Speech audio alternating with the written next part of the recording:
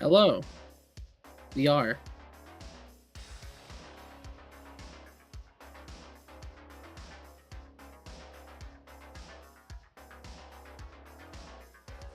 But yeah.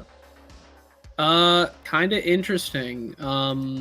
I've had a bit of a toss up stuff with as of late. The just more things that I have to like work on this week than normal. So I put out a really easy video yesterday or this morning, and it's already doing very well as I kind of projected.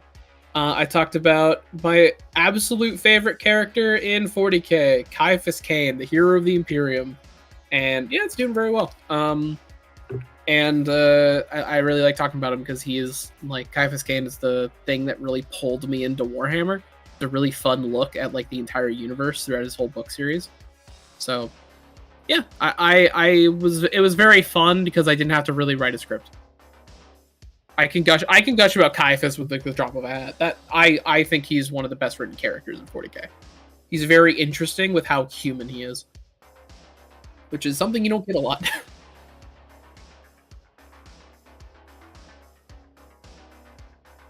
Just people being larger than life or just being like uber badasses. Like, hello, I'm Testosterone, the character. Yeah. So when you get a person who's like, hello, I'm actually just troubled, it's kind of nice.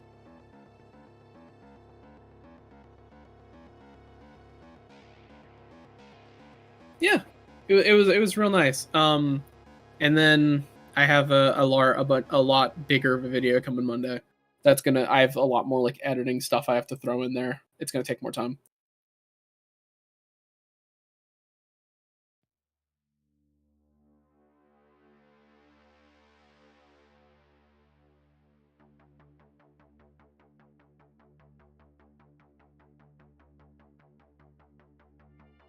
Yeah, I'm doing pretty good. It's it's very yeah, it's very fun seeing a lot of people uh like be fans of my content. It's kind of cool. It's I've never really I haven't had much of that. I've had that in like my film school stuff. People were like, "Oh, that was a really good like short film," and I'm like, "Ah, thank you," and like that's the extent of it. But then seeing a bunch of just randos be like, "Whoa, I like this. Subscribe." It's kind of cool. Yeah, and I guess it's the thing too where it's been fun, and I've been actively making sure I don't do this. I was looking at some other like smaller Warhammer lore channels, and I've noticed now in my full researching, I can tell where people are getting their information from when they're making a video, as where it's like someone will say something, and I'm like, oh, that there's that line in the wiki, there's that from this, or the other thing is I noticed people directly copy pasting reading from the wiki. So I've always been making sure that like everything I say is at least written in a way where I can tell the point without giving you the experience of narrating a wiki.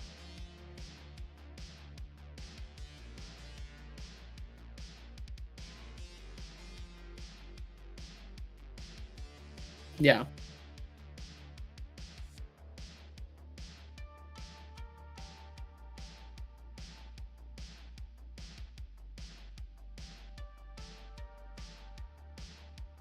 yeah,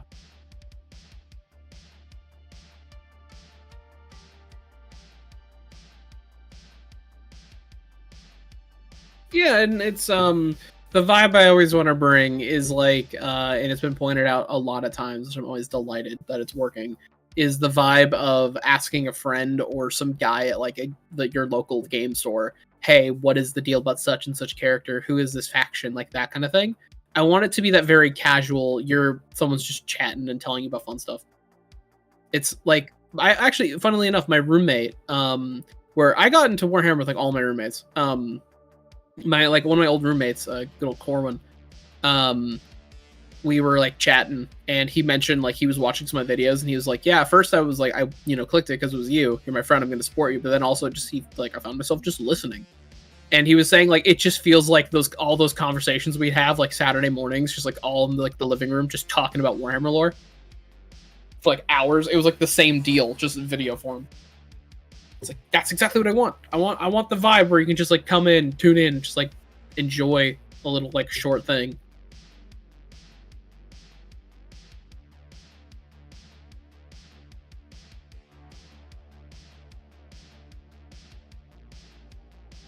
Yeah.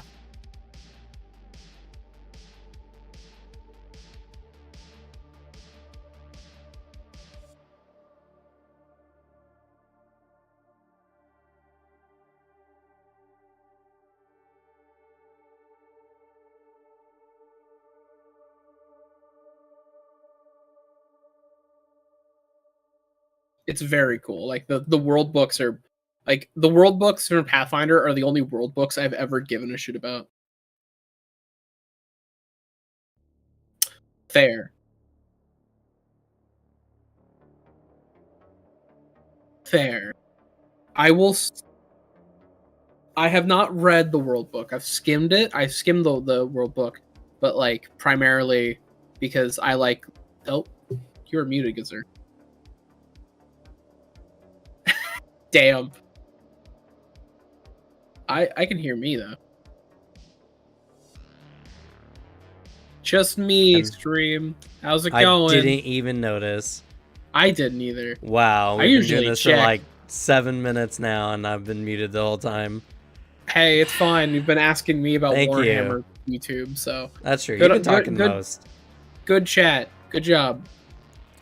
Yeah, I don't know. When I opened up the thing there, it was like you're using device 0.000010 something something something. It's like, what the fuck is that? Some kind of error. So, I should have looked. I should have known. I usually check. I didn't because I was immediately thinking about Warhammer.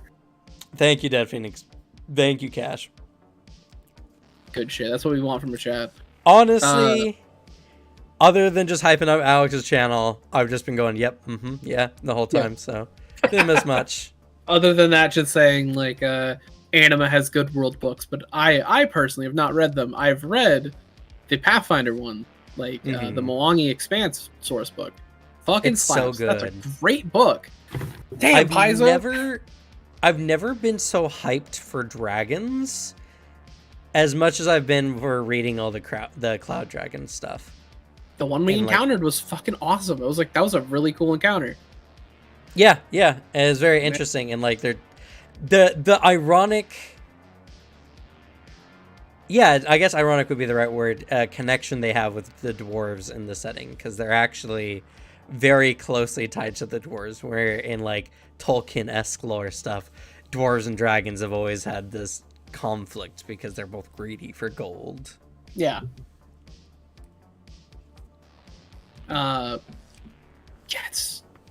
And then the dwarf one that's going to come out, like the dwarf holds. High Helm, yeah. High Helm, that's it. Really cool. That one seemed type as well.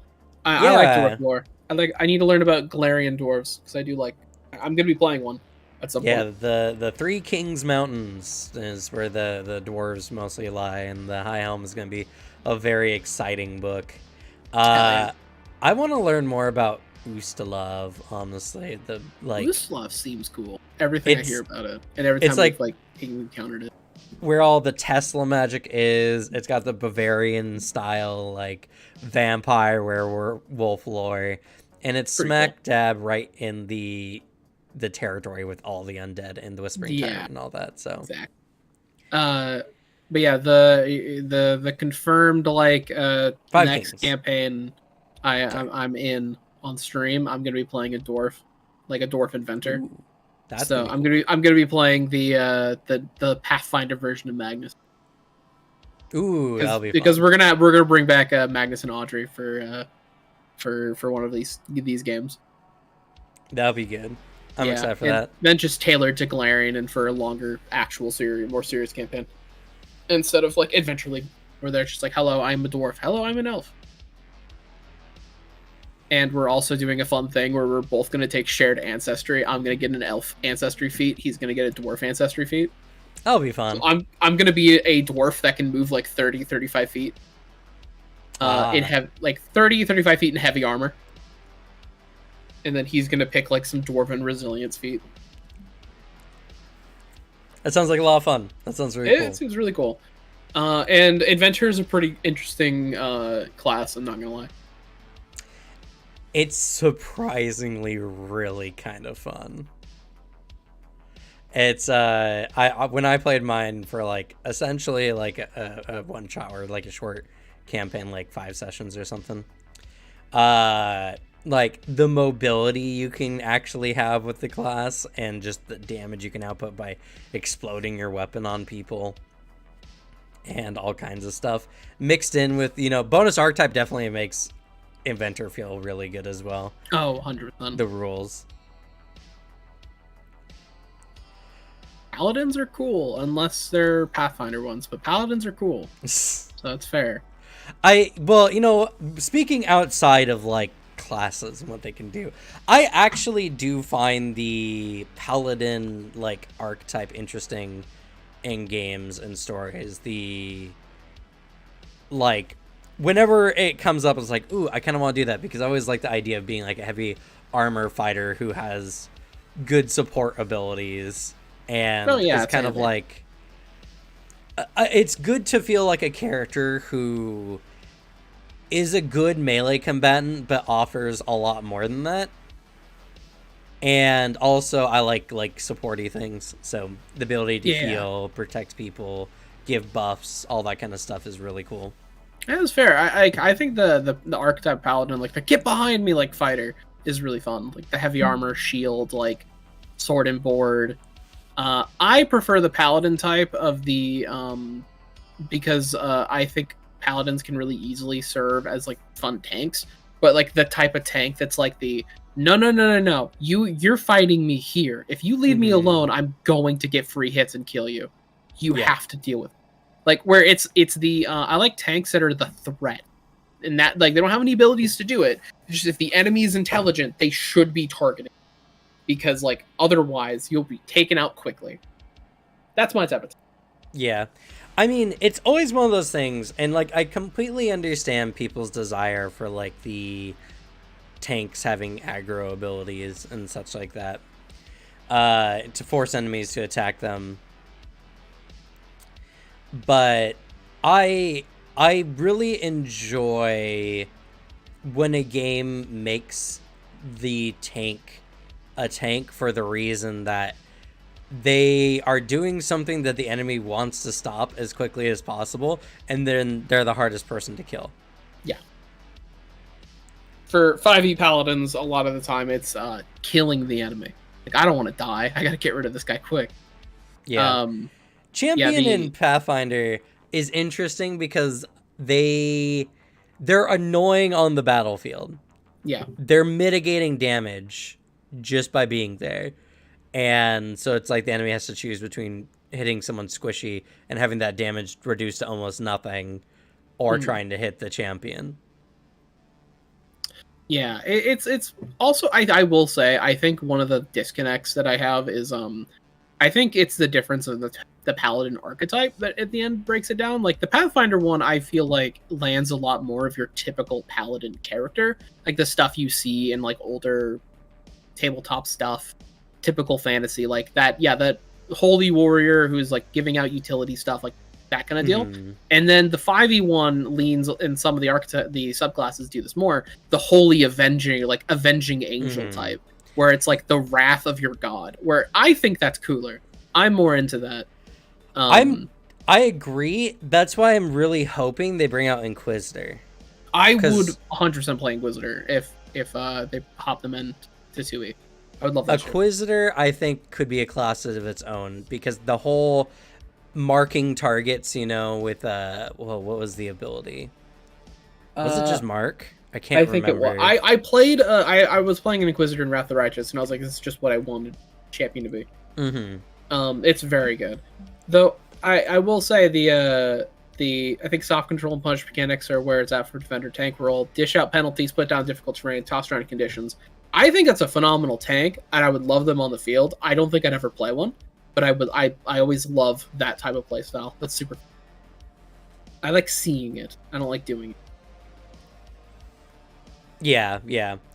So I feel like a class that's very much focused on like picking an enemy out and destroying them is kind of Because I think as well, one of the things that I think tanks do and why tanks need to be taken care of is like their ability to go for like backline targets, their ability to wade through the battlefield to get to important targets, because that's what makes them a concern.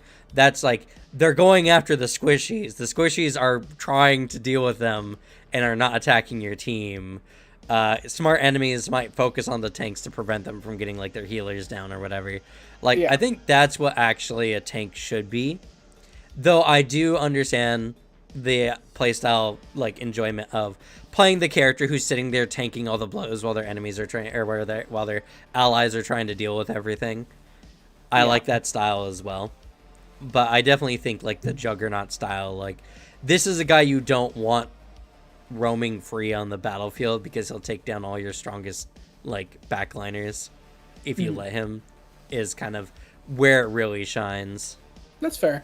And I do have to trust Dead Phoenix, because I am remiss to say this. Dead Phoenix did make the champion build that I thought was sick, like sick as fuck. As seen in our like community build video. So I will say there's one cool champion build. All right, I'll give it that. There's one cool build in champion that bumps it up in my head. And then there's, champion is still champion. Mm-hmm. And it's not 5e paladin. But also it's the thing of there's just they do different things in the game. They're different things, and I could create a 5e paladin, I feel like, in Pathfinder 2e. Just they're probably not going to be a champion. I don't know. It'll be a thing to mess around with. A while back there's a video on the channel where it's a community spotlight build video. Oh, right. Yeah, it's the Pathfinder 2e community build spotlight. And one of the builds we talked about was like the Dark Angel, which was made by Dead Phoenix, and I had to admit it is very cool, despite my champion hate. Yeah, they got some good ones. I mean, Paladin is really good, like the Paladin champion, because they have their Retributive Strike, and they can even do it at a range. Allows them to essentially mix in attack of opportunity with the champion reaction. It's not quite attack of opportunity. It doesn't have the same trigger, but it's just like an attack of opportunity that's triggered by an ally being hit. Yeah, and yeah, for sure. I mean, and to be fair, like I totally understand the bad history of the name Inquisitor in the like the name sense, but we're also just speaking from what the class was, not like the whole idea of Inquisitors. I think Inquisitors are interesting in settings that have actual evil to deal with. Yeah. Like it's I mean, Inquisitors in like a lot of fantasy stuff. Like when they're dealing with like genuinely like evil magics and all that. Or Inquisitors in like 40K, but they're all just like space detective secret police. Yeah. That stuff's just cool. It is. But yeah, then the actual real life Inquisition that existed is awful and did some really like horrific things. Well, yeah, but I mean, like, in what sense, what isn't? At the same time, there's a lot of individuals who've taken on the monikers, like clerics, for instance. Clergymen have not always been well received by the public opinion. Yeah. So it's just I've done good things. But anyway, it's I don't know. It's one of those things where I definitely hope they come out with an Inquisitor-like class that is just the, I'm gonna hunt this one enemy down and destroy them, but not in the same way that Ranger does. Yeah. I hope so too. Playing their Pathfinder 1 version in Wrath of the Righteous is an excellent time. I'd love to see it ported over to 2e. Mm-hmm. I'm surprised it hasn't. But I am too. Honestly, second edition has come out in a very different way than prior editions has. They had the same kind of start. It was core book, GM's guide, advanced player's guide, ancestry guide. That was kind of what happened before. But then like they had Secrets of Magic, which was similar to the last one, but they came out with like the Marshall Guide really early on as well. And we haven't had like a Marshall book yet. That's true, yeah. Because, I mean, well, technically both the classes from Guns and Gears were Marshall classes. Yeah, I was going to bring that up. It wasn't a Marshall book, because what the Marshall book was like it gave new weapons in the game to really mess around with. It was like where they introduced, I think, like Samurai and the Slayer classes before. And they had a lot more like, they threw in feats, because feats were something you picked up outside of your class. They weren't like class dependent really.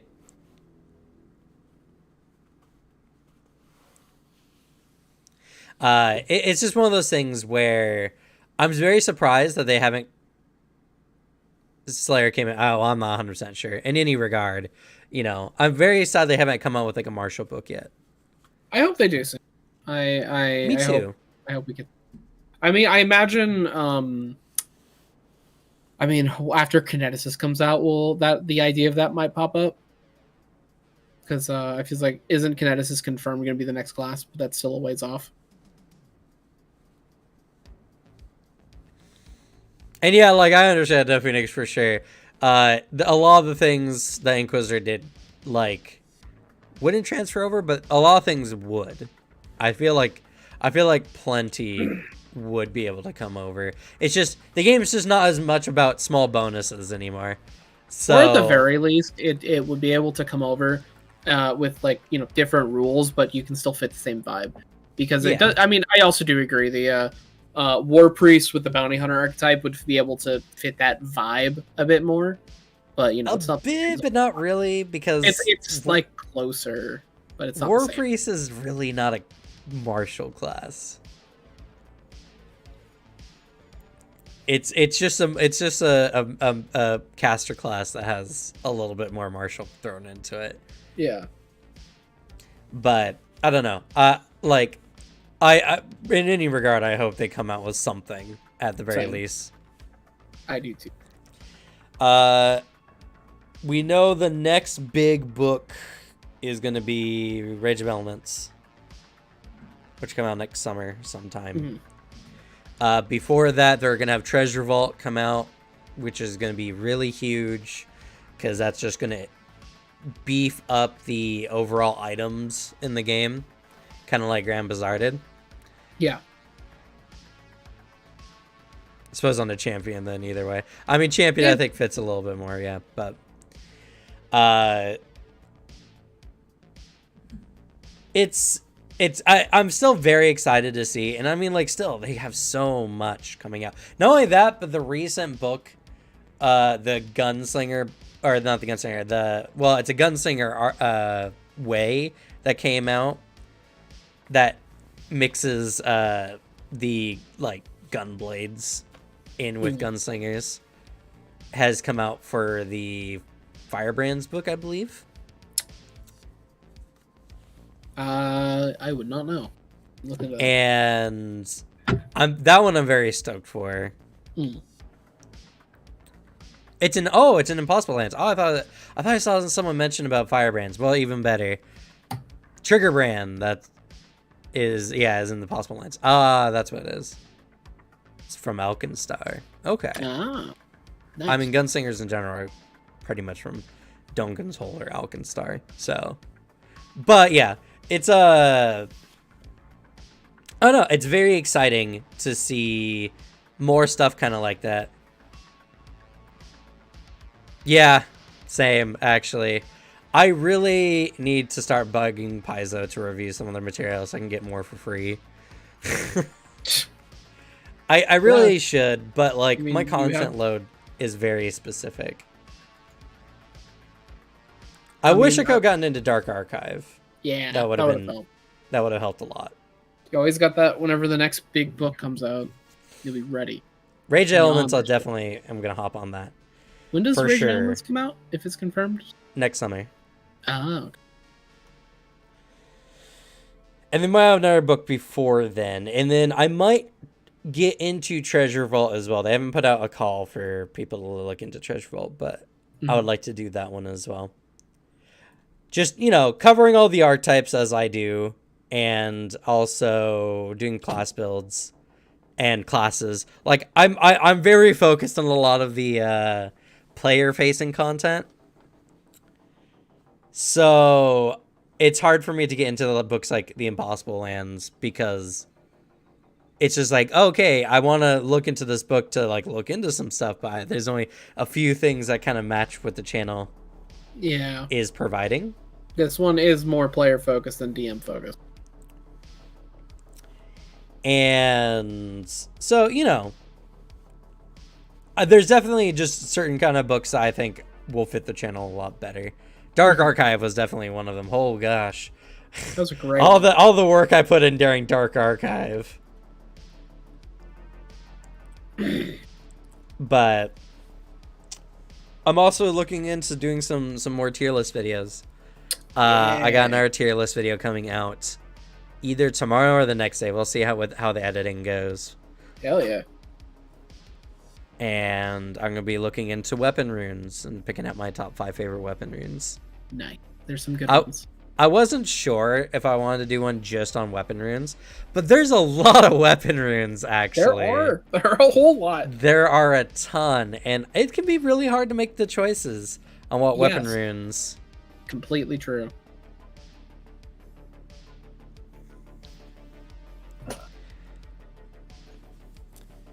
Not only that, but the Impossible Land stuff came up when I was doing my Norway trip stuff. Mm-hmm. So the signups and everything like that was a bad time for me as well. Yeah. I was thinking about it, but it was just a lot of work. So right now I've just been catching up. And honestly, we've been doing really good. We're almost at 1.5K. Getting almost halfway to 2K already. Mm-hmm. That's awesome. And I feel like the tier lists are going to really add, because there's also like not a lot of actual tier list videos on YouTube for Pathfinder 2e. I can imagine not. I've seen Nonats do some. That's about it. Oh, that's so fun. I typed in Pathfinder 2e top 5, and 2 of my videos are in the top 5. I know Nonats did a few of like what classes are best to dual class with, or whatever. Actually, is my class tier list higher than Nonats? Actually, one second. Let me check on an incognito tab. That'd be pretty hype.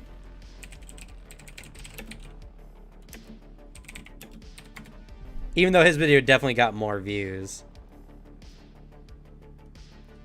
Mm-hmm. Oh man. No, his is higher than mine on the incognito. Beans. God, I gotta say, it's we were talking about this pre-stream, but there is a tendency I have. I know how to explain this, where if I get really into something, I start making builds relating to it. Like for Pathfinder. Oh yeah. I kind of want to play an investigator now, Cam. Yeah. Chat, I've been, for the past few days, I was telling Cam about this. I've been watching the show Columbo because I keep seeing all these memes on it, and I'm like, ooh, that seems fun. I want to understand what these memes are, and that show's really good. And I really want to play a detective character because I really like the character idea of the person who like presents himself as not very intelligent, but is actively like fucking with you the whole time. And just I like it's a thing. I'm not a big investigator guy. I don't think they're like, I'm not as into their stuff, but like I want to make a very supporty character that's more like following leads, very perceptive, like talking to people, like that kind of deal. And then combat is just kind of like, I can punch. That's kind of it. But yeah, that's the idea I've been going down of like, oh, I want to play like a detective, like a criminal detective. That sounds really fun. Yeah. Yeah, I mean, I always like it. That's why investigator is my favorite class. No, yeah, of course. So like totally I feel you there. I absolutely love it, and the best part is I love how Investigator or Thaumaturge can kind of do the same thing. Just like in different ways, because Thaumaturge can do a lot of the same things, only it comes from like more of an occult side of things. Yeah. Where it's like with Thaumaturge you get Constantine, you get Dresden, you get I was gonna all say those Dresden. kind of characters. Yeah. All of that was like magical hunter kind of deal. Yeah. And then Investigator, you know, you get like Magnum PI and all those other Sherlock Holmes and the whole like the whole devise a stratagem thing, or like the thing where you can roll intelligence to attack instead of just attacking. At some point, maybe for a short campaign, I'll run a Columbo-esque character. I've been liking your mage. I very much like my mage. He's very fun. You don't think the YouTube chat is being displayed? Do we it might be the stream delay. YouTube chat. It might be. There was one message in the chat with so what direct messages are we talking about today? Yeah, were you getting some weird messages today, Cam? So what direct messages? The worst DMs. Oh. Yeah. That's interesting. Yeah, did that not show up? How long ago was that? Magnus Investigator could be really fun. That sounds like a very fun idea. But no, I really like my mage. I think playing a smart character is very interesting. This is the first time there's I played Sebastian, but he was a tactician, not an actual like super intelligent person. He didn't he wouldn't be able to, you know, follow the same stuff that William is at the moment. If he was on a battlefield, he could figure it out, and he just has different form of intelligence. But it's fun playing a character who presents themselves as very intelligent and is actively like investigating something and is like cares about a subject. It was very fun doing the like piecing it all together bit, like you get in all those movies. That was a fun scene to play. Yeah, and you guys found like a lot of really good information.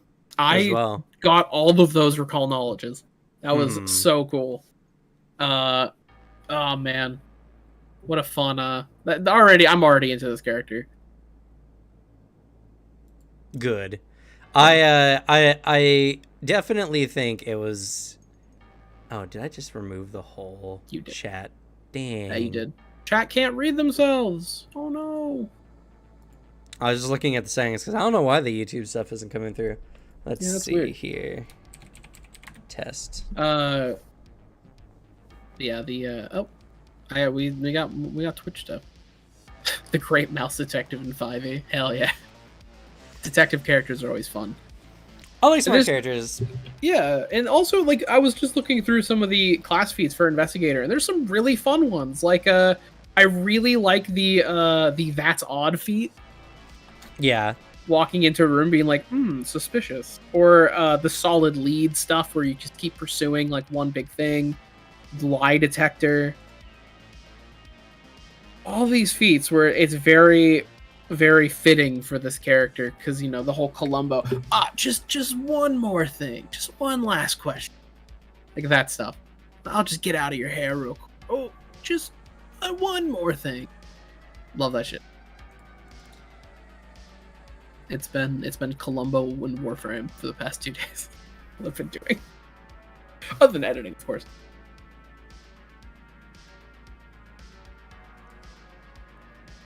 Warframe and Pathfinder, maybe, Cam, at some point.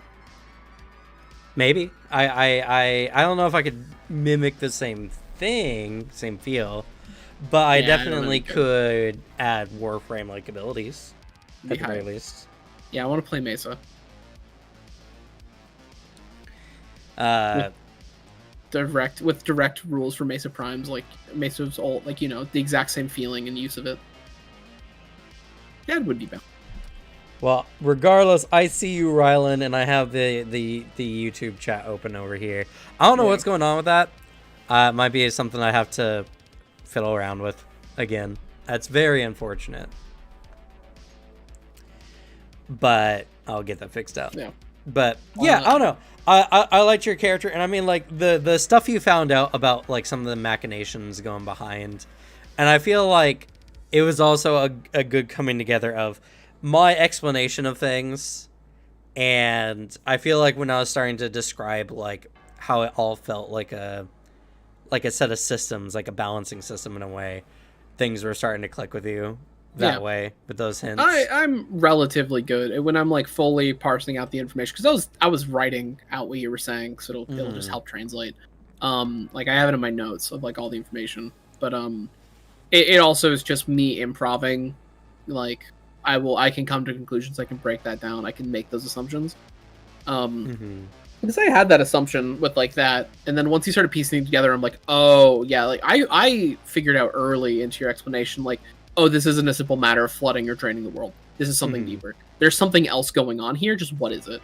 And then also with the my knowledge that I've been reading about the plane of water is like, is the fucking what's his name, Bracken Lord? Is he involved? The Brine Lord, yeah. The Brine Lord, is he involved somehow? Is like, because I mean, he certainly might have the authority and power to do so.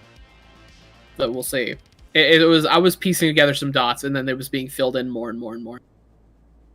Yeah, it was very fascinating, and I love that stuff because like I felt, especially with this campaign, I've been doing really well on setting down the backbone structure of everything that you guys are fighting and finding, and having you guys uncover that has been a lot of fun. It feels very cohesive. Feels not like just someone who makes stuff up all the time, which I do. Don't get me wrong. Yeah. The whole like the how the portals are interacting, everything. I just made that all up on the spot, but it's just because it's something that like I've been setting up the bits and pieces, and so all I had to do is just find that one bit that kind of brought everything together, and it felt suddenly like everything was coming together, and that just was very rewarding to watch. That all get pieced together. Yeah, and I'm happy to play a character that actively wants to investigate. Like, yeah, I think actively wants to like go through this problem and work it out. I also think it's a good character study for you to play a character who's more of like a deep thinker type. I feel like it goes outside of your normal boundary for like how you play your characters a lot of the time. Yep. I still made it so he's charismatic because I don't want to play a shut-in nerd. I'd get really tired of that, but I don't want a character that will actively like take an active role in speaking. And as well, it's just going to be an interesting character type. I will say too, I have some experience playing a character kind of like this, at least mentality-wise. As I've noticed some similarities as like I've been thinking through stuff, like getting in my character's headspace. There's some Sebastian-isms I keep finding. A little bit, yeah. Yeah, where I will say he's leaning more towards the chaotic neutral alignment. Yeah. Man is kind of, Sebastian was more true neutral. He's kind of just a little more selfish of a man.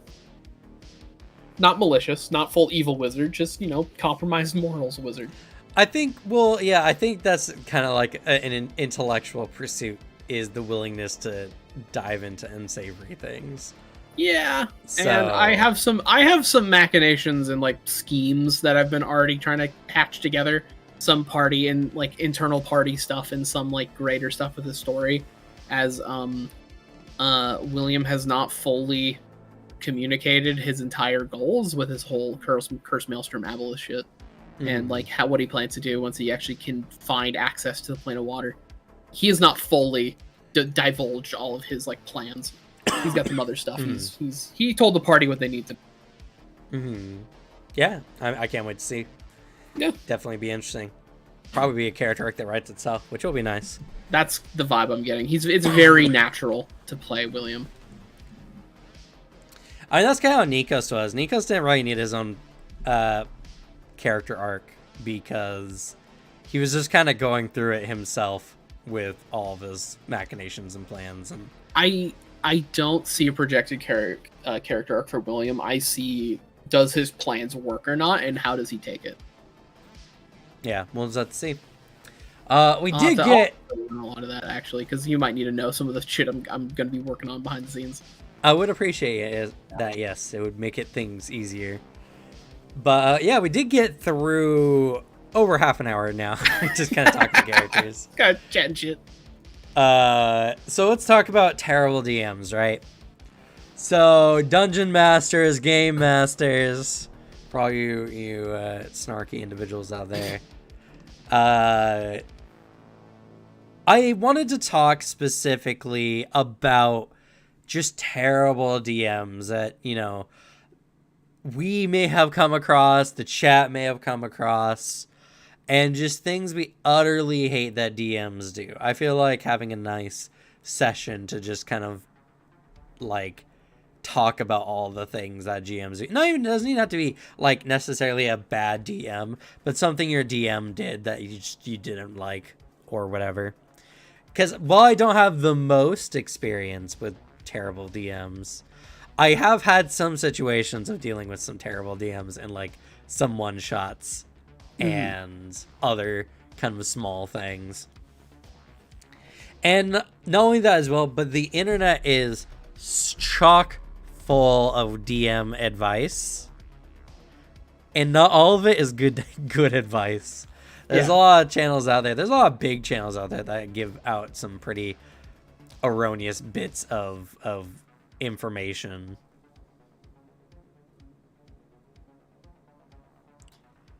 DM cheating behind the screen to make their dragon win a fun little goblin one shot. Yeah, I remember that. Ooh. We were playing 5th edition, I believe. And sounds like a 5e thing. The DM, I mean, it could be anything really, but I think that's just what we were playing. The DM was like obviously kind of cheating behind the screen. Like you could tell because we were utterly destroying the encounters. And I feel like it was just one of those things, right, where it's like the GM wanted to provide like a particular experience, but the players didn't play their part into it. They didn't struggle enough. Oh, and one of those. So it was one of those, okay, they actually have more health, or no, you didn't hit with that 19 in attack or whatever. Yeah. And we I were will just playing say, a bunch of goblins. Yeah, I have done the whole like modifying health behind the DM screen, which I mean I feel like a lot of DMs do. I always ran a lot of my like important encounters with like variable health, as I would always make it.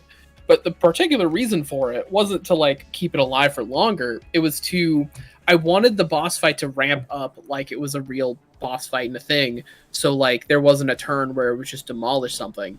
Where as it would go on, I could add a lot more narrative excitement. So like it's amping up in a good way. If the players were in fact steamrolling, I would just increase the rate of the ability, the cool boss stuff happening, and I'd always make it so everyone got like a good hit in, or there was always something where everyone got to take part in the fight in some way, and then it would go out when I think narratively it would be the most exciting, like before the fight gets boring, like all that stuff. Mm-hmm. Stuff where I would run out a health thing, or it wouldn't be not enough, or it'd be way too much. So then I just like modify it later. But it's a thing of I always ran variable health, cheated that behind the screens, and I've never felt that it made my game slower. People were always super fucking pumped when I was running big, cool fights. So I will say I do like those, and I was good at those. But yeah, then there's the difference of he actually has this much more health, and he's winning, and you're missing. Stuff like that. Yeah. That's different. There's a difference of it. XP to level 3 recently came out with a video, the Chad GM or whatever, and one of the bits was like Giga Chad GM doesn't do boss HP. The boss lasts long enough for all the players to do cool stuff before That's what they I finally do. finish him off. I've been doing that for years. I'm a Giga Chad DM. And it's like, I totally can see that. And I think that's definitely part of the experience that can be conveyed if the players are under the illusion that they're actually making progress on a fight, right? Oh yeah, no. There's a way, there's a method to it, which Mhm. I do believe that under the players I played with, that was the intention, where I would also be verbalizing, oh, you're doing this damage, or like I would do things where it's like, oh, there's little victories in this. However, Mhm. it's now this character's now more desperate.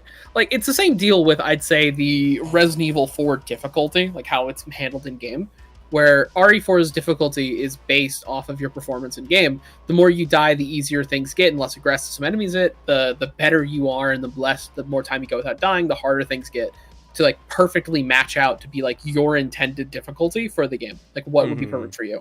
It works phenomenally until you know that it's there. Yep. But Yep. And then you the can people choose I it was intentionally. the people I was playing with, they never noticed. The Mhm. vibe was, there was never a vibe with that for my big encounters. And I will say, if someone was a lot more well versed in D&D stuff, they'd probably catch on.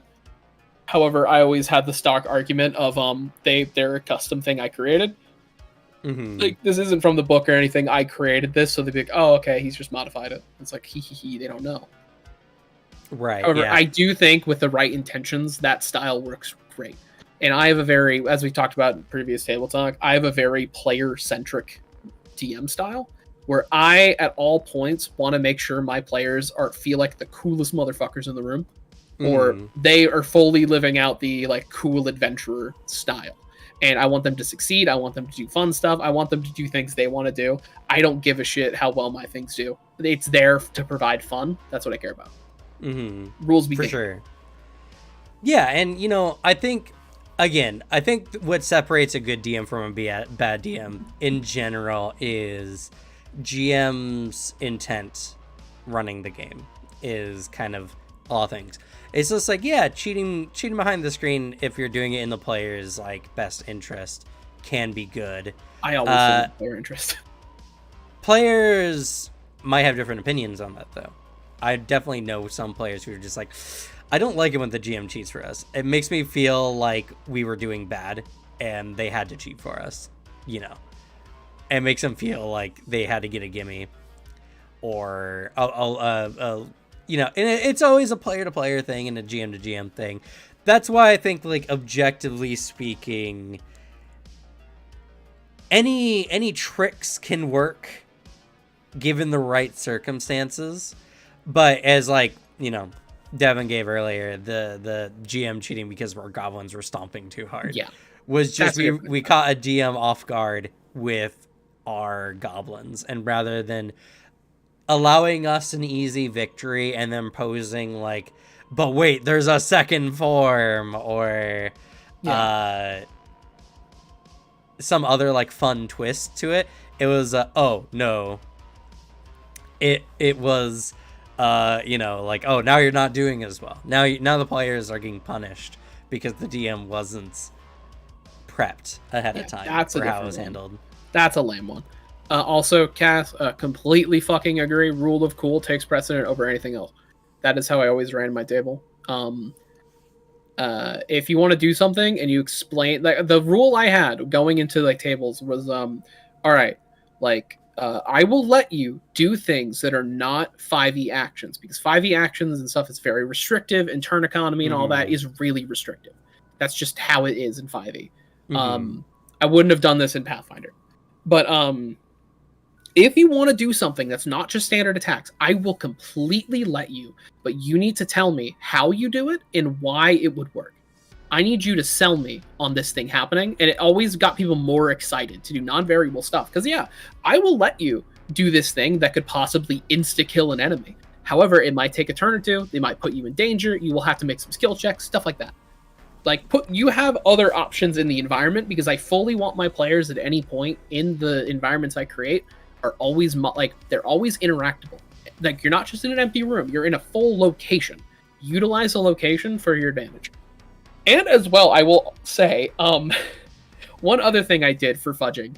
There are a few times I've done a player's on like 5 health, and then the boss enemy is like, it's like turn 2 or something. I roll and they get a nat 20 against that character. I have secretly nudged it to a regular hit because the nat 20 might insta kill them.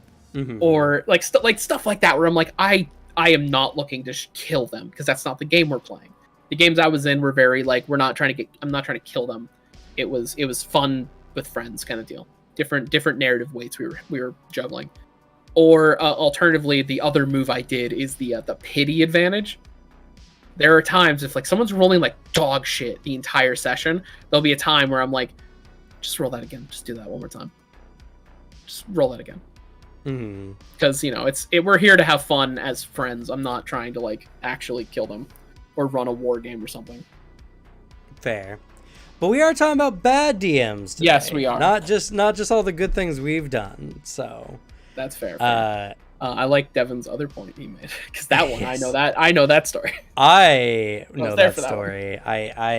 A DM at Adventures League definitely often took the rules into their hands on how they thought they should be played. Yeah. I remember this scenario because it was my rogue who was told, you can't play the game.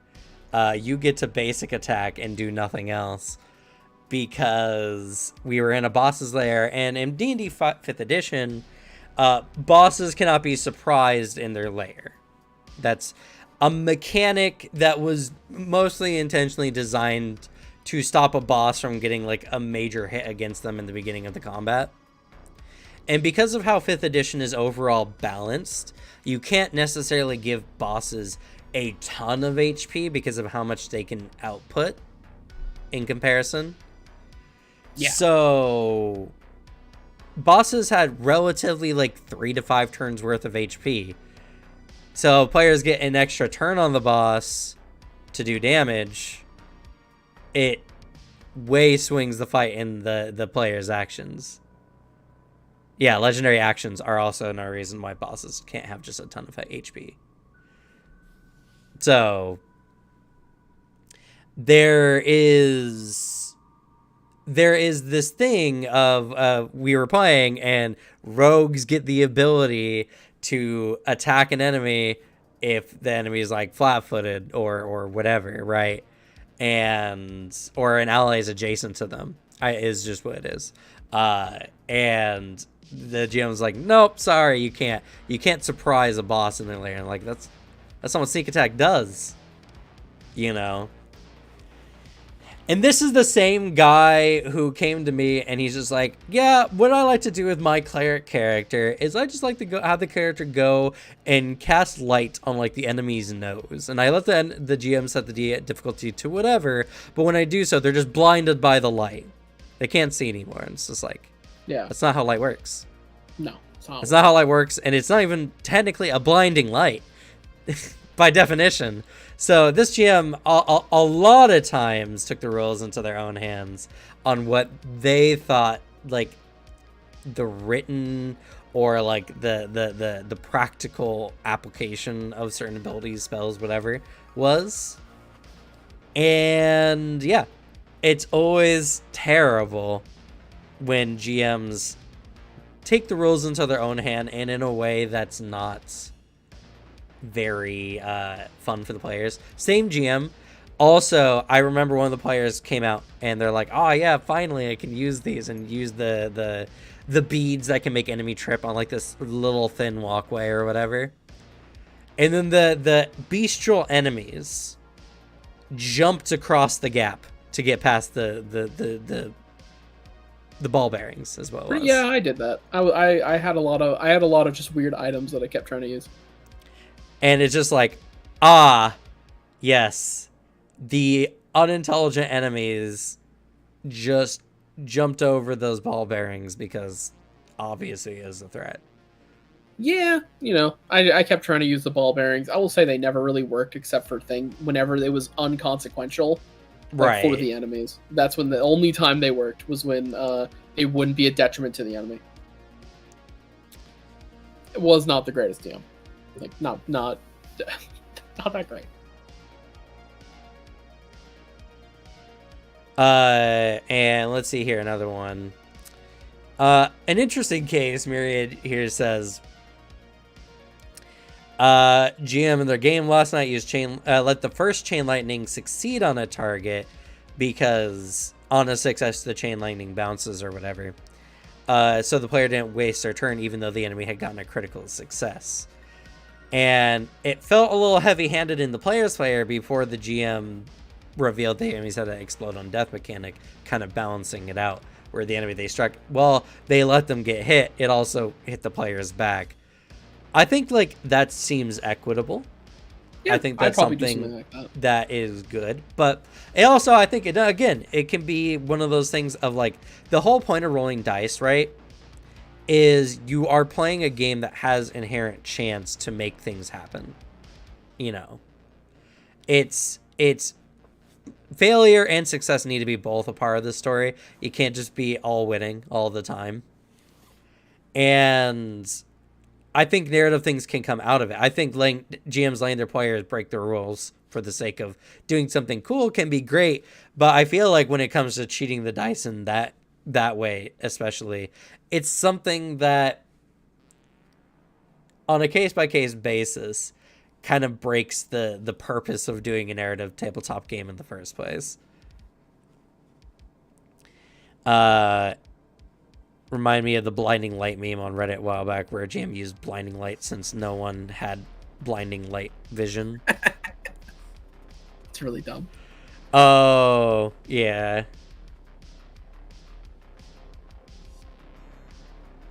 I feel like the thing that makes me a bad GM is note-taking is so unorganized. Me too. Also, that came from... Oh, no, never mind. Weird, that didn't show up on my Twitch... Oh, no, yeah, there it did. Okay, I was scrolled up. And I do see you, Twigster. If your thing doesn't show up, I don't know why the YouTube stuff isn't showing up. I am watching it, so... Yeah, I'm also checking over. Also, DM taking notes. Who needs to I really need to take notes. I never did. I need to do it much better. I found a way around it, but I'm really good at like digesting world information, so I know generally the feel of everything going on. Mm-hmm. But I'm really bad about names and small information. I need to get better. Yeah, the that is actually a good idea. I have a DM that does that. It's very handy. He's used it for a good effect. To double check things he stated, make sure he's got things in order. You can just download OBS and it'll record everything. But granted, that's if you're playing on Discord and stuff on your computer, not over on table. Might be a little more complicated. Shit, all my sessions are recorded and on YouTube, and I still don't watch them. Yeah, that's fair. I found a way around it that works for me. I don't know if anyone else this will work for you. If you want a fun little thing for your players, DMs in the call. Or the chat, consider creating a fandom wiki page for your campaign. I will say it works incredibly well for the bit I was using it. It is an interactable, like, note-taking thing for your party, as all the stuff you've written out, all the characters they meet, you toss in there as you're writing, get it all ready. So then also it takes some of the weight off your players if they're like, NPC, they're like, oh, fuck, who's that NPC again? I don't remember. And so they can just quickly look up their name on your wiki, bada bing, bada boom, there they are. I will recommend doing that. I have one for my homebrew D&D setting. I have a lot of fun stuff on there, and it's very fun on the player side. Yeah, and also Fandom Wiki is really easy to do. It's really easy. And just reading the chat here as it's been flying by now, I'm always for like my players trying things in my games.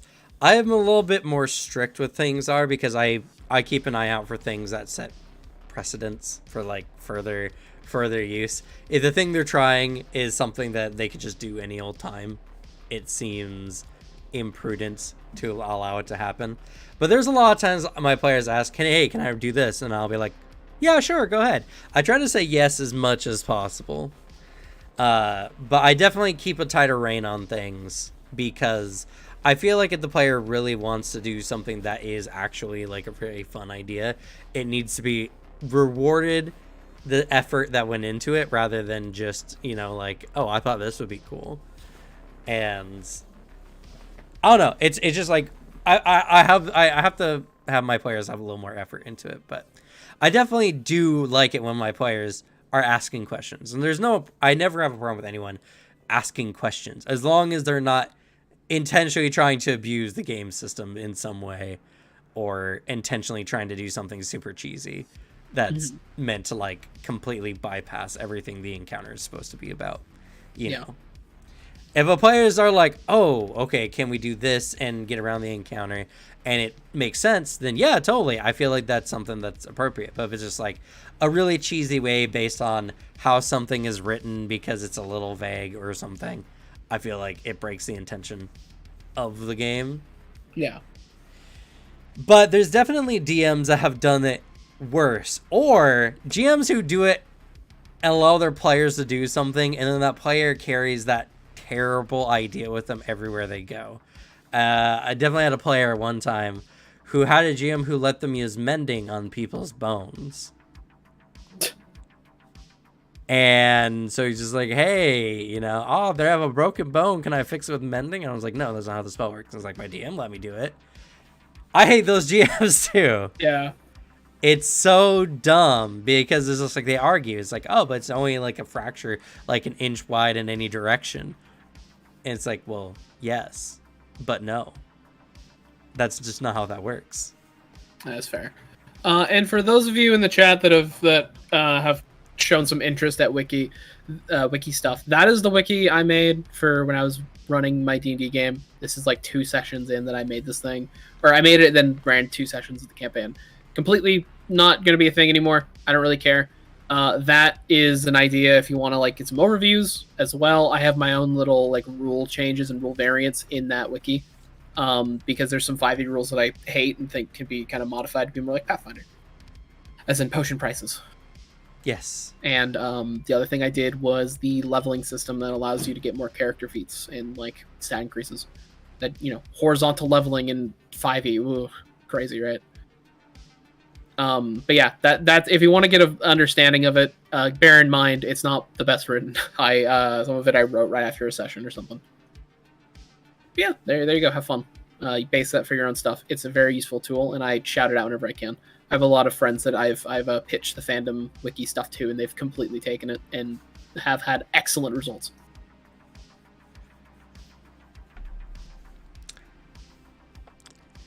And, you know, actually, you brought up an interesting point on, like, how you change the rules to kind of fit better. I am definitely for GMs changing rules to fit their playstyle for their group better at all times. And Pathfinder, heck, Pathfinder, I have smoothed out the action economy in a lot of places to make it better. Like being able to draw items as a part of moving, or sheathing a weapon as a free action. Or if you go unconscious and you regain consciousness, you don't need to pick up any items that you dropped because you fell unconscious. Yeah. So I'm definitely for GMs changing the rules to fit their party's needs. Don't get me wrong. I don't like it when GMs change rules for spells that just make the spell do something completely different than it was intended for. Or just a lot of intentionally cheesy things. Mm-hmm. Yeah. If you play a game long enough, I think everyone starts building up a small library of changed rules for any tabletop they play. Yeah. Just because something might not work. Maybe even just from a misunderstanding of the rules and how they're presented.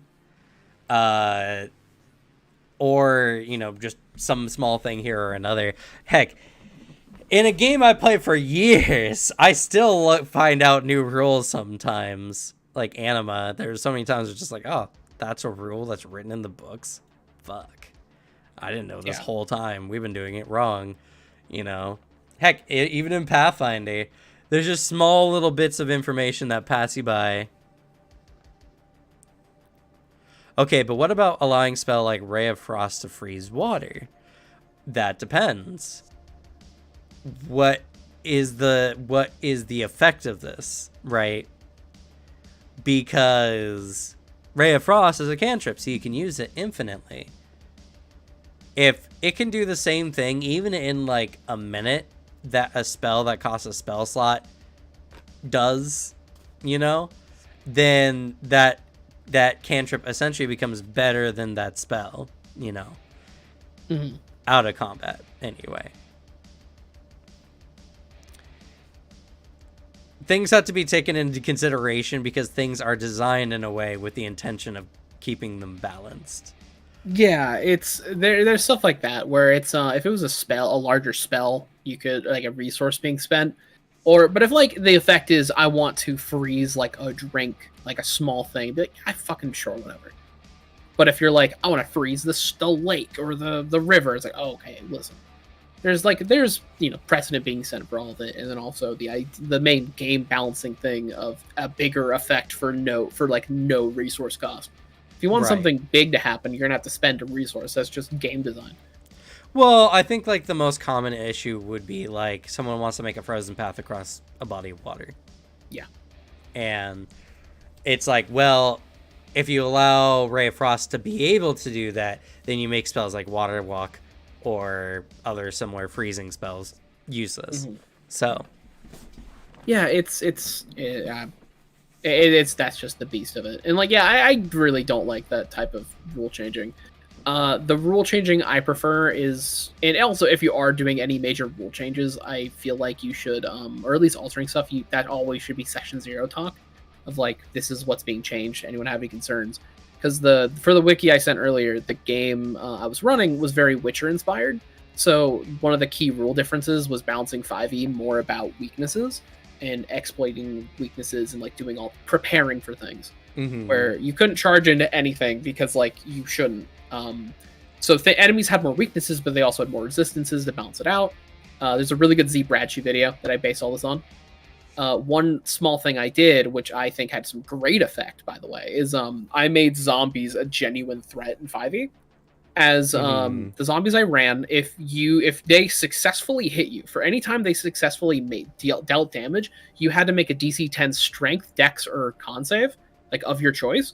And if you fail it, you were infected with the infection, and you have to deal with that. In 2 days, you will become a zombie, and your character will die. So it's that thing of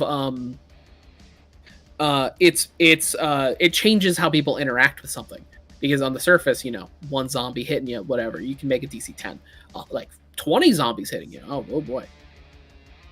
That's just the rule changes I like. Things that change how you interact with the game, rather than like, I think that spell is dumb, so now it is something that is unusable. Those rule changes where they're only because the DM had a bad experience because someone nat 20'd once. Right, yeah. That I hate. I hate that. I hate GMs who look at certain spells and like, you can't play that in my game because it breaks the game. Because one person did it once. Yeah. Or it's just like, oh, I don't like it. Like Q, someone we both played 5th edition with, doesn't like flanking rules whatsoever. Huh? And I disagree with the idea. Because even though, yes, it does make the players more powerful, it's something that can be used against the players. Players have to intentionally position themselves in ways to get flanking, and that can be used against allies or them as well. It's just like there's all kinds of stuff where even if a GM is not a GM you think is bad by any means, they can do something because they just had bad, oh, my players abuse this one thing over and over and over in my game, so I'm sick and tired of it. Yeah. Like, honestly, I would not be surprised if Suzanne started nerfing the trip action with how often we bully even bosses in our Pathfinder game. Yeah. Because we have so many people who can trip enemies. The bully party you have. The bully party. Yeah. I will say I do I've talked to him about it, like, because I remember asking him why that wasn't the case and like talking about it with him one game. The one thing I do agree is also, it was just mentioned in the chat, I don't like that the flanking rules in 5e give you advantage and disadvantage. I feel like Pathfinder does flanking so much better.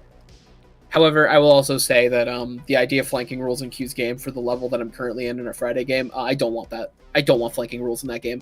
Jesus Christ. I would die so much faster, game. Yeah. No, I mean, like, again, like, But I get the complaint in general, or the umbrage of it.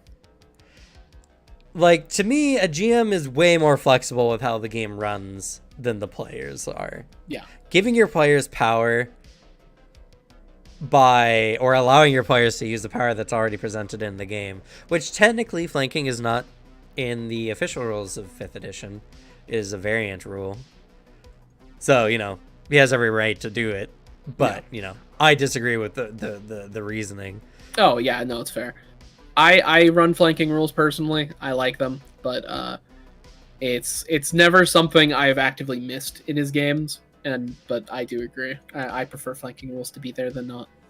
However, on the other hand, for the amount of powerful shit the players and the enemies can do in higher level games that he runs, no, I'm good. I don't need that. Early level stuff, yes, give me that. I'll take it. High level, yeah, get rid of it. Yeah, you're right, Q. It is we just turned like 8th, 9th level. You should get rid of flanking rules. But, you know, I mean, I don't know. Again, there's a lot of situations where DMs have done really infuriating things, especially because, like, again, as we were kind of saying, your stream keeps cutting. That's very unfortunate. Is anyone else having some stream issues? You can verify whether it's Cash's internet or not. I'll say I've noticed no issues on my end of the stream. So did something happen to the YouTube live chat? Oh, were you there over there? I missed you. We were talking. Yeah, for some reason the YouTube live chat is not working, and I haven't been able to fix it. And the only way I could probably test it is to restart it. I think I've been noticing this a lot more recently, though. It's never been a problem with YouTube chat before. Well, I think it actually has in more recent streams. Oh, yeah? We just haven't had a lot of people, so it didn't really matter. Fair enough. So sorry, Flame Loud. I am seeing your stuff. I have it open over here, but we were deep in conversation. Yeah, we were very engrossed. Yeah. I do like the idea of more cantrips having exploration activities as a side thing. Yeah, but I would like actual cantrips dedicated to side exploration stuff rather than multi-using cantrips to make them stronger. Yeah, and Pathfinder gives you more use for that. 5e does not. But it's just, you know, mainly Pathfinder we talk about.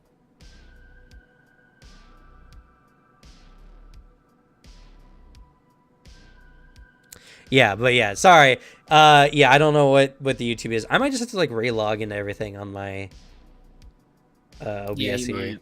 Oh, actually, Total Twiggy mentioned something that I also kind of took. I don't like advantage as being the only thing. It was also mentioned by Cass. I don't like advantage being the only thing. I actually ran something somewhat similar. I ran a more strongly used cover system, and where your AC would be modified, like, you know, decrease, increase based on certain like parameters. And I even had headshot rules. You had a much more increased AC for a headshot, but it would do more damage. Stuff like that. And there's certain enemies that are a lot weaker, or like the zombies and stuff. They are only fully damaged by headshot damage. Everything else they're resistant to. Yeah, and I think that's definitely interesting as well. But yeah, I mean, again, 5th edition, we could talk all day about 5th edition and its base rulings. I understand that it's strong in 5th edition as well. Don't get me wrong. My complaint mostly just comes from if you remove something like flanking, the strategy elements in 5th edition just keep dropping. Yeah, 5e is kind of simple like that. Yeah. And I feel like then it's just on the then it's the ownership of like strategy stuff is going to be more on the encounter itself. Did the DM actually make the encounter interesting?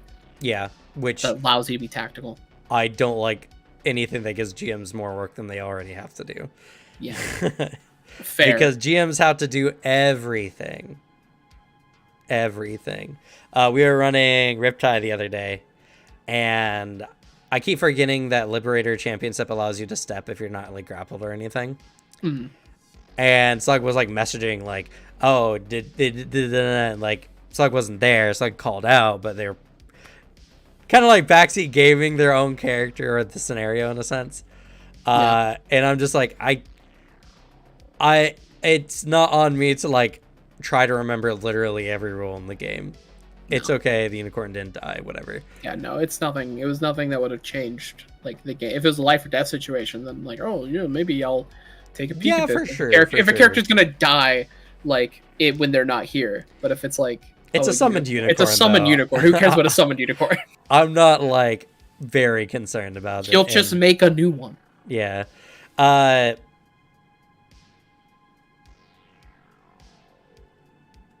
There's a lot of ways, Myriad, to get expanded cantrips, to get extra cantrips in the game. It's actually pretty easy, honestly. An example out of the unicorn. Well, I mean, Booter does keep summoning that unicorn. I had a deep and meaningful emotional investment in that summoned unicorn. That sounds more like a you problem. That's how we keep audience engagement. Exactly. We keep you engaged, right? You need to start doing that. Give the unicorn a personality. Make it like start knowing that it's being summoned repeatedly just to die. Yeah. Make the unicorn a really that actually is a really funny idea, Cam. You should do that. You should start making it's the same unicorn. The same unicorn who knows that he's old. Like, I'm being summoned and I will die here. You know I would if the unicorn wasn't about to fall off. Oh, what? No more unicorn? Not necessarily no more unicorn, but the higher the summoner spell levels go, there's just gonna be better things to summon that do the same job better. I mean, you could always say that it's just another better unicorn. It's the same unicorn. It's whatever the enemy is, but they have a strange familiar horn every time. Now here's the idea. It digivolved. What if the idea like, oh, it's a unicorn, it's just one personality, and then like finally, oh, he stopped summoning me, thank God. I can now like invest in my own self. Whoa, I leveled up, I'm stronger. And then like he summons one particular creature that's really good, like, to also his healing spells, and it's like, no, I'm back. I thought I changed. Make this summon that keeps popping up an actual like character. If something interesting happens to it, sure. Yeah.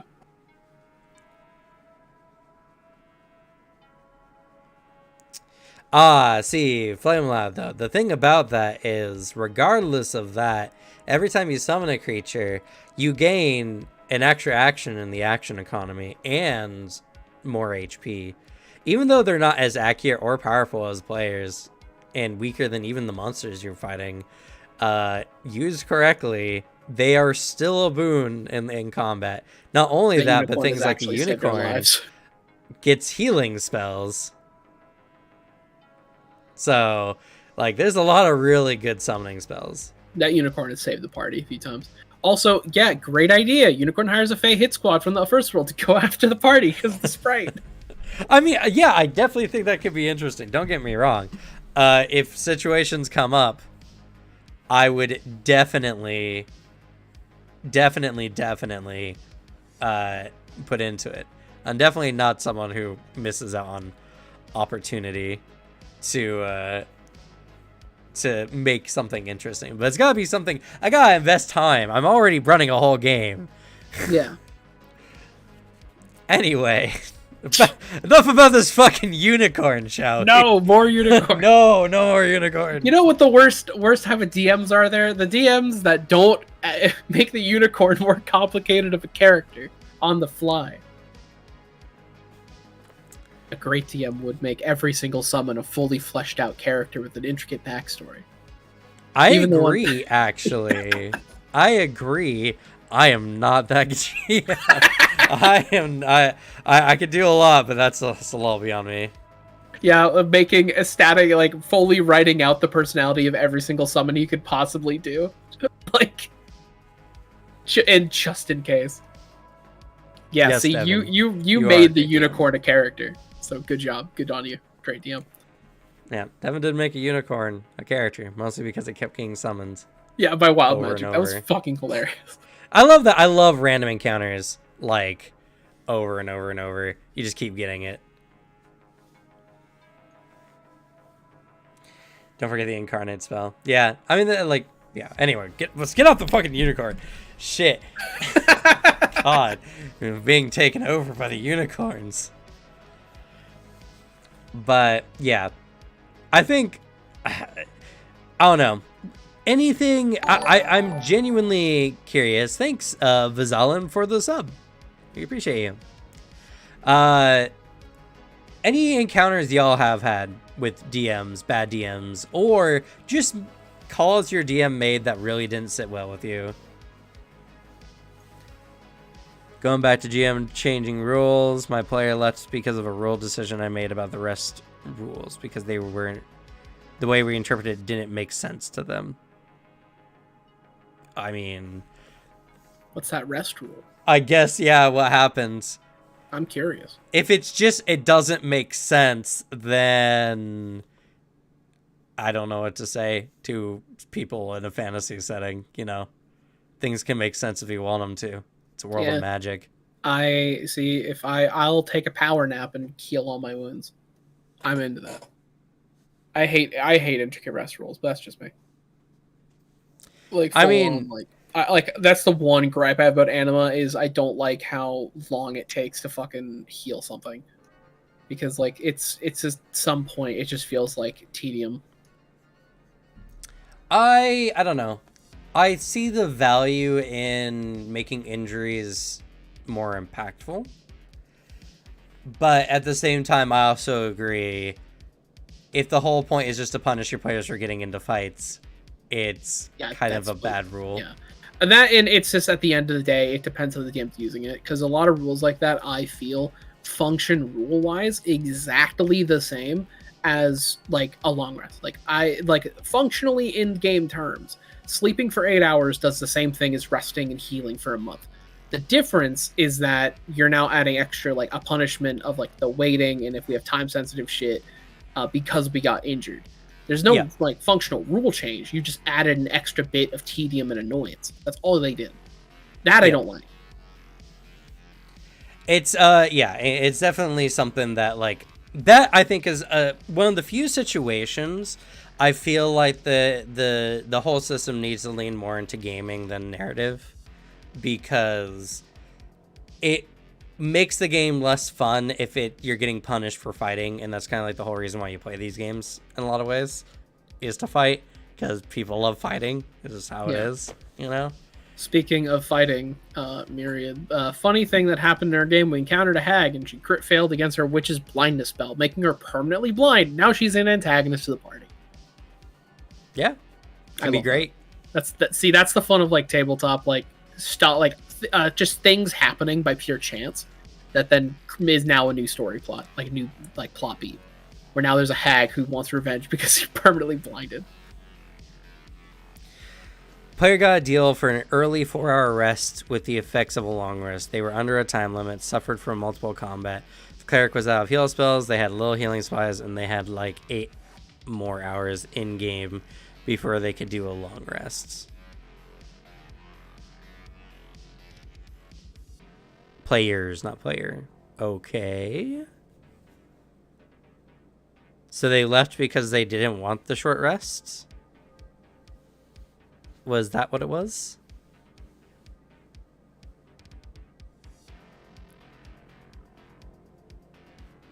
We're gonna wait for more on that story.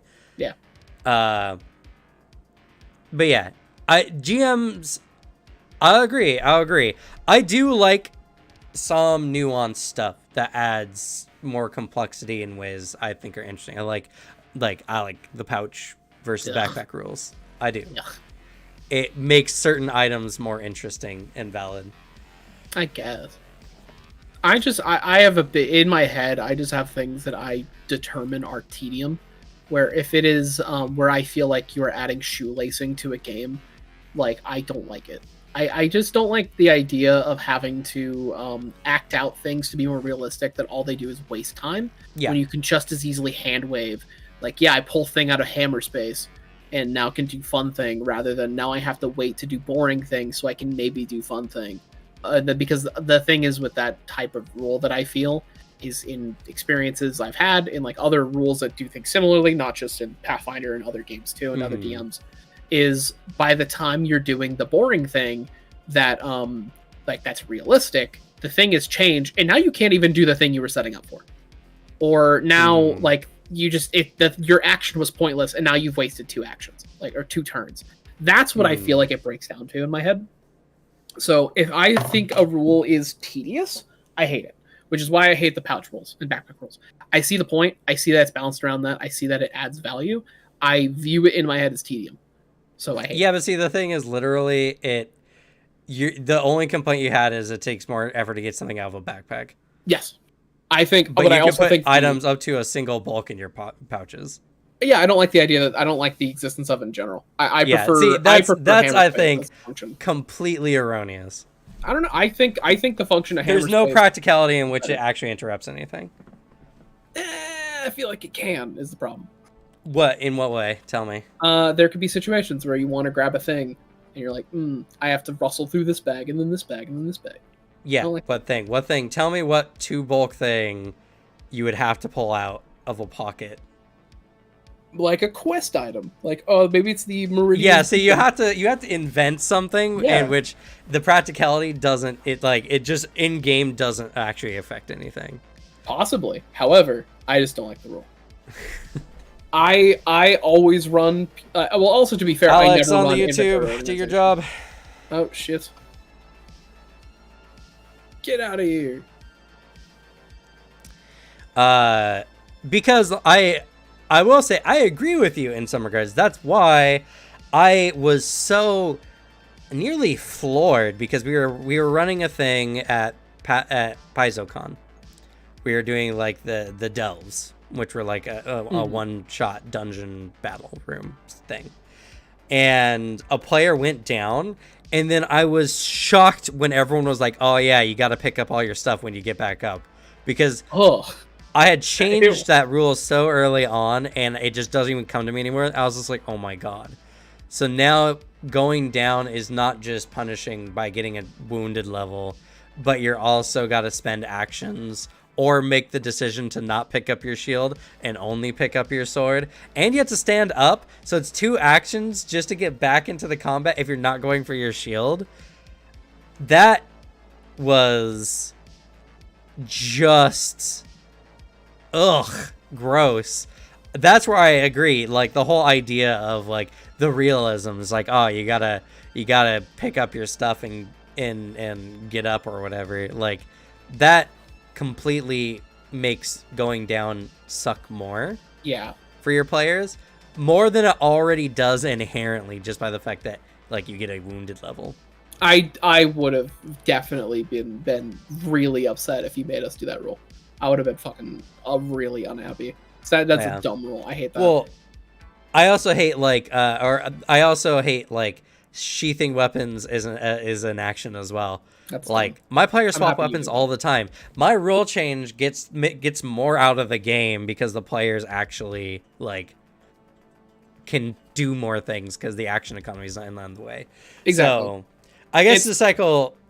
Go ahead. I guess like with that too, that relates because with like the system I made, like or not the game I was running, the very Witcher inspired thing. 5e has, as you know, has really bad item switching rules where it's an action to just do that. Yeah. Change. So a lot of my opinions on like inventory stuff comes from my 5e experiences where I'm like, this is pointless. This just lowers like the stuff you can do. So I actually made a similar rule where per turn you get to swap your weapons. Like you get like 1 free action to like change out your items. Or apply something, pull out a potion and drink it, like, or do that. Like you get that like 1, because in the game I made, that was the point. You were applying oils to weapons, you were applying items, you were changing your weapon because actually making it so characters had to have multiple weapon types. They couldn't just be like, I have my longsword that I've had it for the entire game, because some enemies are resistant to slashing, stuff like that. So in my games, I always ran like the idea of just you have a hammer space. I don't care about your inventory like weight stuff. I don't care about your inventory management. I don't give a shit unless it is a specific resource. I care about tracking it. That is where that always came from. Where I was just like, I don't want to manage weight. I don't want to manage all that. Just within reason, I'll tell you like, no, you can't put a refrigerator in your backpack. That's a little weird. but I'll let you just carry more shit that you probably should be able to.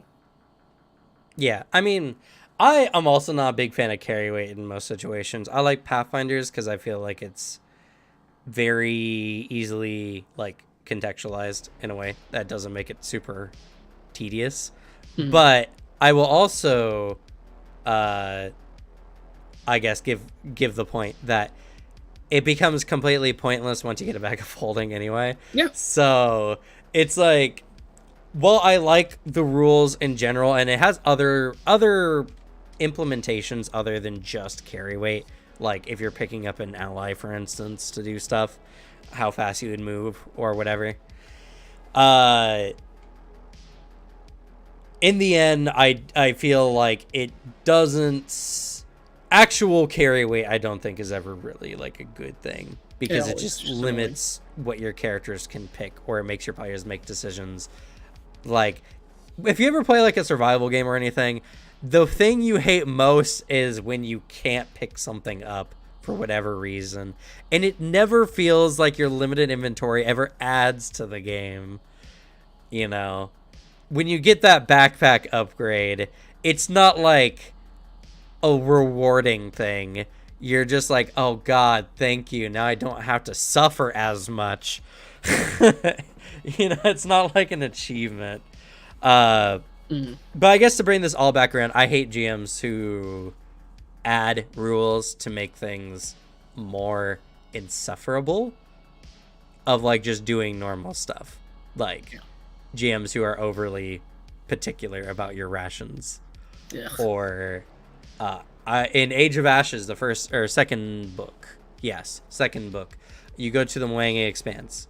There are rules for catching diseases from the various insects in the area, and it's something that goes into your travel time, and you have to do prep for it and all this kind of stuff. And it's just extra stuff that, well, yes, it makes the jungle feel more dangerous. It also makes the jungle feel more tedious. So it's more one of those things of like, I'll tell my players, hey, get this 5 gold item, and now you don't have to worry anymore. Yeah. And so the player's like, oh yeah, we need to get this item because we don't want to deal with that. And they feel rewarded for spending 5 gold. But in actuality, I don't want them to even deal with it. So, you know, it's like, it gives context to the situation, but overall can be looked over. All right, Flamebound has posted the rest of the story. That was the contextualization. Half the party accepted, the other half said no. While they were discussing the merits of the deal, I mentioned that they won't have to sleep in the next safe area if the deal is accepted, because there would be at least a sleep for 8 hours while the other half had to wait. They said how they would venture on then. I mentioned how they would suffer from fatigue if they went that route. At first they were okay with it and moved in. Later on, they brought up the part of rest that talked about not needing consecutive rest and wanted to use that to avoid fatigue by sleeping for an hour. I see. I mean, I guess that just plays into exactly what we're talking about right now, where, you know, like, I don't know how I said no to that, because the whole section on that is around a long rest and watch turns. I eventually thought of a rule where they can hold off the effect of fatigue by taking small naps, but it has diminishing effects and stood my ground as the GM. I mean, if your players are just trying to say, we don't want to rest, then yeah, I guess that's kind of a problem, because that's a core design implement in the game.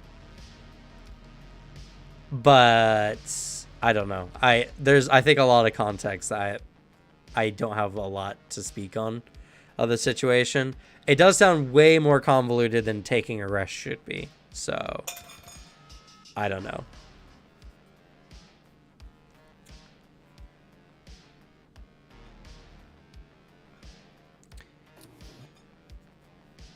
See, I also...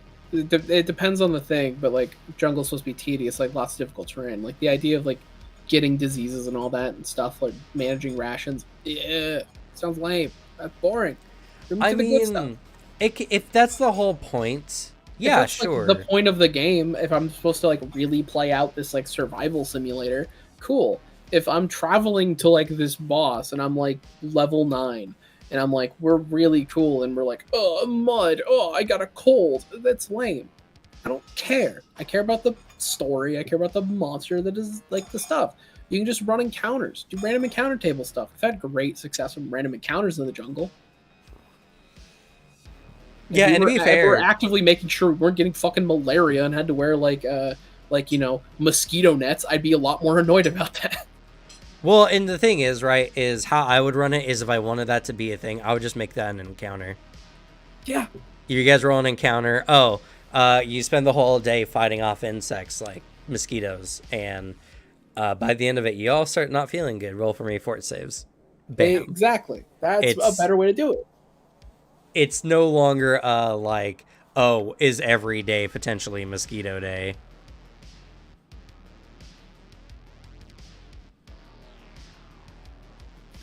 DM like making sure future precedent isn't set. That's relatable. Yeah, I mean, that's why you should keep the rules pretty much to the book. For the most part. Having your wiggle room in places that everyone agrees affects everything. Every day is leg day, though. Yeah, but it's no longer leg day if it no longer bothers you. The idea that some malaria. Be like, hello, scrawny wizard. You have to now take into account that you're hiking long distances when you were a book nerd. Like, roll for athletics. Oh my god, that'd be annoying. I would hate crazy. I guarantee a DM has done that out there. Where There's like, some hey, DM that does. There are DMs that hate like stuff that isn't just like you're playing like martial characters. Right? Yeah. There's people out there who just like, I hate magic. I'm gonna punish you if you play a magic character whatsoever. It's always bad. What was the one that I think you got a comment where it's like monks shouldn't exist in a game like this? Oh yeah, monks shouldn't be able to punch through armor and beat up dragons in my fantasy. That's a bad DM. That's not a good DM because monks are sick. If you see a guy fucking like roundhouse kick a dragon in the jaw and it's just as effective as the barbarian like attacking with an axe, like, and you're like, that's not realistic. That shouldn't be allowed here. You're the problem. I don't know what else to say. If your reaction is like, that's the coolest thing ever, I don't think I can ever associate with it. Yeah, where like the GM is like no magic, because I had a person who played a spellcaster and they were strong. And instead of working around the idea that magic exists in the setting and making enemies that, worked around magic existing, they just ban it. I hate that shit. I hate the whole thing of I had one bad experience, I'm going to ban it completely. Where it's like no one else is doing it that way. You had a problem player that you don't play with anymore, so no one's going to mirror the problem player. So, we're different people. Yeah, I don't know. I mean, some people just have certain expectations of how their games and their worlds are run. And, like, I don't know. I feel like, if anything, it just needs to be something that needs to be said when everyone starts a game. And then if you complain about not being able to play a class, it's like, well, you knew before you were getting into it. Mm-hmm. But you can still, like, point and laugh at the people who are just like, I hate this class because it doesn't make sense in my fantasy magic setting. Because it's just hate a class for normal reasons, like just pure aesthetic bias, or you don't like the mechanics. Well, that's what it is. They don't like the aesthetic of people being able to beat up dragons. It makes no sense to them. Yeah, I think druids are lame, but I would never stop you from playing a druid in my game. I mean, fair. That I can agree with. Even if you don't like it, allow it because it's the whole thing in the game. But yeah, no, I had a player who's a druid and they played a good druid. I just think nature magic is lame. Let's see. Oh, actually, I will say, Flame Loud, I kind of agree, but I'm under the opinion that the only type of limited inventory I think is fun and I like is our Resident Evil 4 briefcase management. That's it. I like the idea of you have like inventory slots that you have to organize everything instead of like a raw number. Because I fucking hate it in games where it's like, that's the one thing I hate about Kingdom of Avalon. The whole thing of like, well, you can have 80 items and just 80. It's like, cool, now I have to sell all I have to like stop my fun adventure in the dungeon and go sell my shit. I mean, it just breaks it up in an annoying way rather than like the intended thing of like, making sure your inventory is manageable. Well, I think that's the thing of like, is the inventory a mechanic or just a needless holdover from like reason or logic, you know? Yeah. Because like there's some games out there, I completely agree. Inventory management can be fun when it's a game that it's like in the Resident Evil games, right? When you're trying to fit things in your bag, the whole point of the game is you're in a desperate situation. Survival horror, yeah. You have to survive. It's supposed to be tense. The zombies are supposed to be a threat. You're not supposed to blast through literally everything. So everything in your bag matters. That's something. That is a mechanic, so it works. It's not some holdover. Also, I do want to give a shout out to Lintholium, your story. I had a DM that did that to me for taking psionic feats at 3.5 because they didn't make sense. Basically ended up only allowed to swing my sword because using poisonous took too much focus to do in combat. So you quit after that. Very fair for being psionics. Yeah. That is a good like thing to do. You leave that game because that's stupid. That's so dumb. I mean, in the end, like I said, it can all be based on what y'all talk about at session 0, you know? Yeah. If a DM is letting you pick a class that they're going to punish you to play, that's bad. But the DM is like, this setting specifically, we are doing this style of story, and, you know, I want characters that kind of fit that. I think that's understandable. And you can still choose not to play in that game if that's not what you want to do. Yeah. I guess I will say, like, Myriad, I kind of understand why people would like nature-themed magic, like that whole style. I just don't like overly naturey things in general. I think the aesthetic it's not my thing. I also hate plants in real life. I don't like them in my environment. I don't like the idea of having a plant in my home that I have to like care for. That shit's annoying. It gets dirt everywhere. It sucks. My cat will eat it. All that shit. I just don't like plants. However, will say there's one version of it that works. The overgrown like aesthetic is fucking cool. Like Last of Us, where like nature is taken over again. That shit rules. That gets the exception. I don't know about you sometimes, man. I don't know what you think taking care of a plant involves.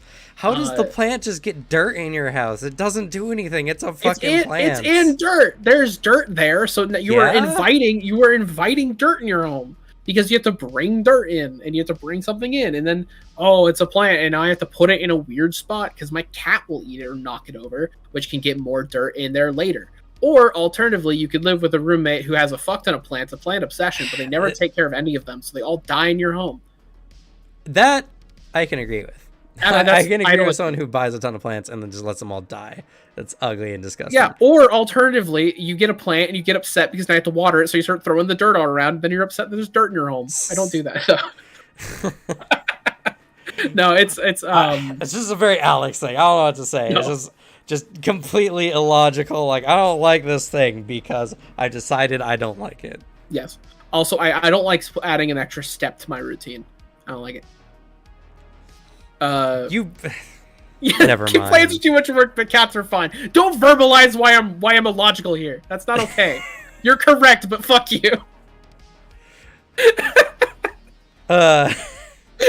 Jesus. You can't just take my words and twist them around and make me sound dumb. You can't point that out. I wanted people to not think about it too hard. Also, I like Rumble. Listen, if he was just a potted plant, we'd have words, but he's a cool, like, plant creature. That's more interesting. Rumble's not actually a plant creature, actually. I don't know what a Konrasu is, to be completely honest. They're like a shard of... They're like a shard of an Aeon that is able to incorporate, like, stone and roots to, like, make a form. It's cool. I like it. They are really cool, actually. I like the orb. More or less, yeah. I'm more okay with a possessed plant than an alive one, if that makes any sense. Yeah, more or less. Yeah. They do they have the plant trait, really? I'm gonna ignore that you said that. I didn't read that message. But it's like, I don't know. I guess to tie everything together, right? everyone has their own preferences in their games, likes, dislikes. It's important to communicate ahead of time, like the intent behind how things are done. The worst ones are the DMs who don't do this, who have very non by the book playstyles. They do have the plant trait. That's crazy. Yeah, they also have the Aeon trait, which is also really cool. That's cool. But like, these games are meant to be fun for everyone. Bad DMs are always the DMs who are more focused on their narrative or on their what feeling they want the encounter to have, to start twisting the roles to fit it.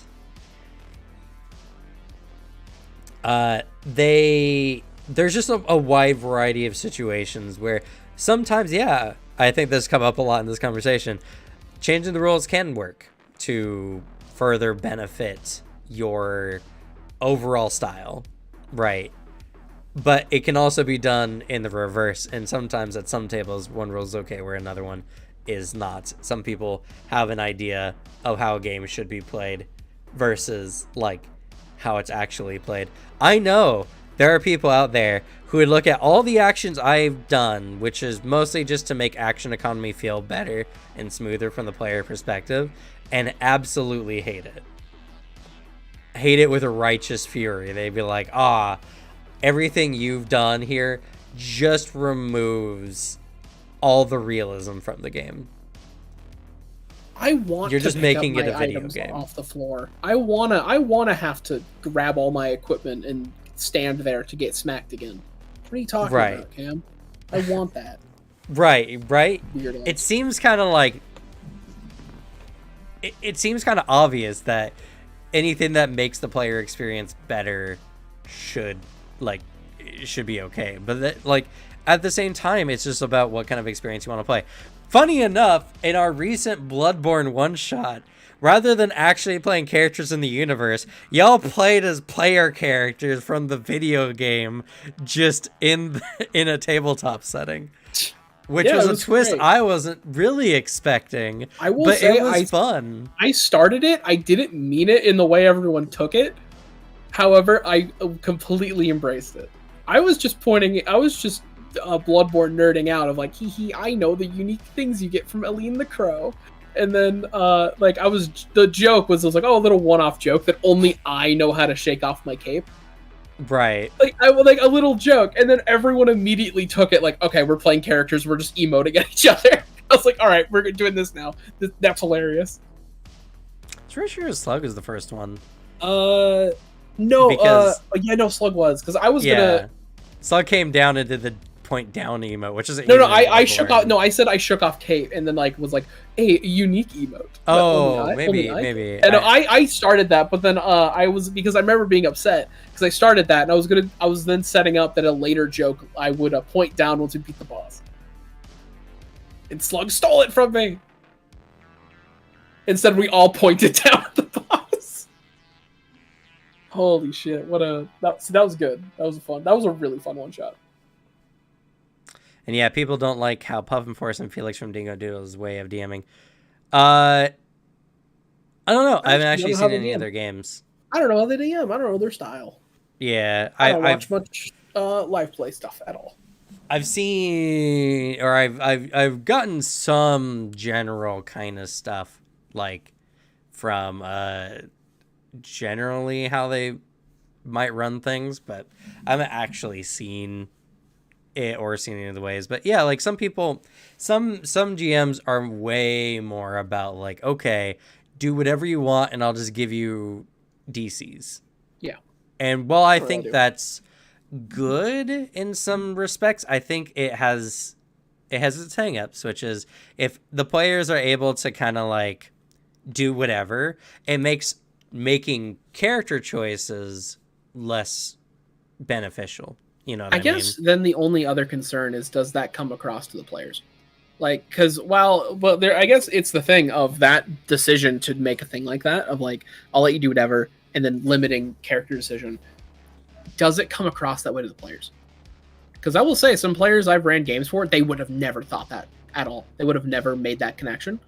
People like, I feel like people in this community might catch that, but I guess it just determines. It's another thing where does leaving something unsaid, like a way that you like run your game, does it lower the thing? Because now people know to look out for it. Now they're like, oh, this does limit my player choice.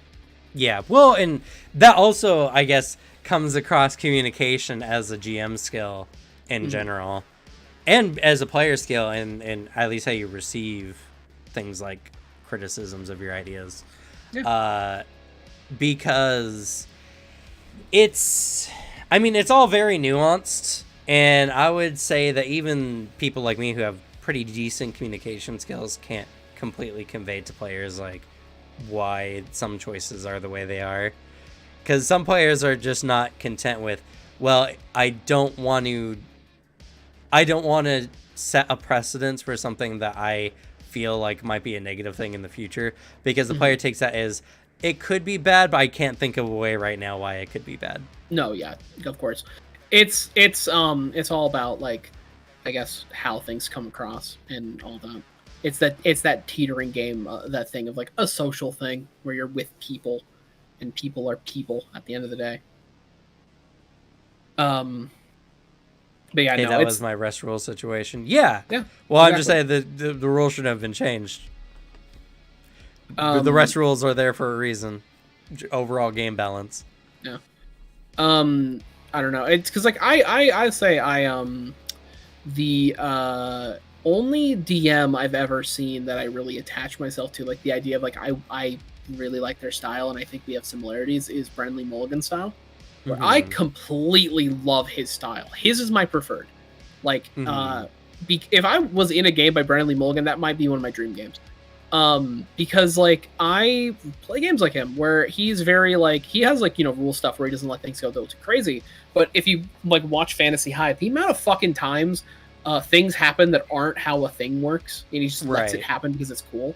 I do that all the time. The whole thing of like alternative actions in combat becoming effective, all of that, love that. That is like, that was the DM I directly was like aspiring myself, and I'd pick up like some techniques he did and be like, oh, I could interpret that because that's something I really like. Yeah, something I do sometimes very subtly in our games as well is I will also make players' actions they do more effective than what they are intending for.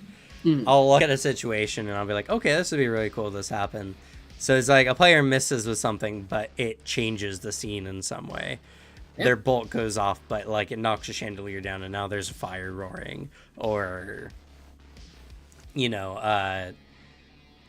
the lightning bolt spell missed the enemy in the water, but because there's water, it gets a little splash damage, based on the spell level, or all that other kind of stuff. Like small things to make the scenes better. But yeah, a GM is one who enables their players to have a great time, not one that impedes their players to play the game the way they think they should be played. Yeah. That's I think the overall takeaway is the way a game is run and is played by, everyone needs to agree that the whole point is for everyone to have fun. And I think it's as much an onus on the players to do so, to respect their GM setting and their GM's time, as much as it is for their GM to ensure that they're not abusing the power they have as the game master and twisting rules as they please, regardless of the player's enjoyment. It's something that really, I'm surprised we didn't get a lot of people just talking about bad GM situations. I hope that means that all of you have. I hope that means all of you have had good DMs, because everyone deserves their good DM. The person that makes all of the games seem worse in comparison. Big ups to you, Cam. You're welcome. Where I've the two games I was in, I was like, damn, Cam wouldn't run it like this. Cam would let me like have experience, like do stuff here instead of a DM style where it's very narrative railroady, where it's like the answer to everything is yes, we do this thing. Oh god, I hate that. I hate when it's just like the GM's taking you along on their journey. They're taking you through their story, and all the players just have to opt in, and that's all they have to do. Yeah. Or opt out when it's supposed to happen. Yeah, I prefer that's what I was running how I was running my game, the Praeton game was I was the only thing they had was like a start. They got to pick like, all right, now which area are you going to, and then what the players invested in is the stuff I was going to be investing in. So like based on which factions they were aligning with, or which ones would like help them in like the other like the factions like that go against them are going to be like more villainous. Like, oh, you went with this nation, now the other nation's becoming more evil, like stuff like that. Where that's how it would be written. It was purely you decide what things you take, and it's a lot more freeform with then building a larger arc, like as it's going in like the 4 parts that it would have. Oh yeah, I wish I enjoyed DMing. It's just the process I have to do. I think I'd enjoy DMing if I had your ability to like just fully improv. Yeah. Because the problem is I don't have the time, effort, or want to like fully write out everything that I'd have to have as a DM. The things I need. Mm-hmm. Like, I have to prep a lot to be a DM, and I don't want to do that, and I don't have the time, especially now. I don't have the time to do that. Yeah. Trust me. If I didn't have my talents, I would be in a lot more trouble right now. I wish I had that. And I also know that it could be built up with, like, pure practice, but I don't have the time or want to do that either. Well, I think that's the thing, right? Tabletop is my lifelong, like, hobby. It's something that I intend to do forever because I enjoy it so much. And that's why I think I got good at it in the end. I mean, personal talents aside, it's just because I wanted to do it so much. I think about it so much that, you know, you get better at it. You always improve better at things that you're enjoying than things that you're not enjoying. Yeah, that's the problem. Even if you have a talent, because I definitely know some people who have talents or things that they just don't like. Yeah. But I think one of the things that I'm very glad for is my lack of overall structure, because I don't railroad my players because there's no rail to road. Yeah, the railroad ain't been built yet. Yeah, it's We're just looking at like the unbuilt railroad system of the U.S. Like, they hasn't even been started. Just kind of like land. I mean, there's definitely times where I'd set something up and I want my players to take it. Like, Lion Riptide, Booter's character, just like, hey, here's a hint at your backstory. Completely ignores. Yeah. Okay, that's surprising, but all right, we're just gonna let that bit go. All right, and continue on. Yeah. And that's a really bad DM. Actually, in the chat right there, that story. Throwing, which one? I had a GM where they required being at all the sessions, or you were basically shamed and forced out. Yeah. Oh, I hate that. I mean, definitely missing a few sessions here or there should be good. I can definitely understand a GM who's frustrated when a lot of people keep missing sessions, like half the party. But like, if it's just a miss is like a strike, pretty much. Like, life happens. I stream games as entertainment. I have at least something a little bit on the line when I run games online. And when my players come to me and say, I'm sick for the day, I go, totally, go rest. I understand. And if they're important to the scene, or if another player calls out, I'll go to my players and be like, hey, you know, do you want to call out? And I'll call off a session even though I stream games. I don't get that upset. The only time like it was frustrating was just very consistently I was missing half the party all the time. Yeah. And like, when I'm dedicating a day of my work day to running that, I can't just keep doing that. So yeah. It's setting a value in time. But if a GM is like, no sick days, just like, fuck, it's not even it's the law that I can miss work, so you gotta let me have some days off, man. you know? If your D&D game is breaking labor laws in your state, that's kind of that should be the line.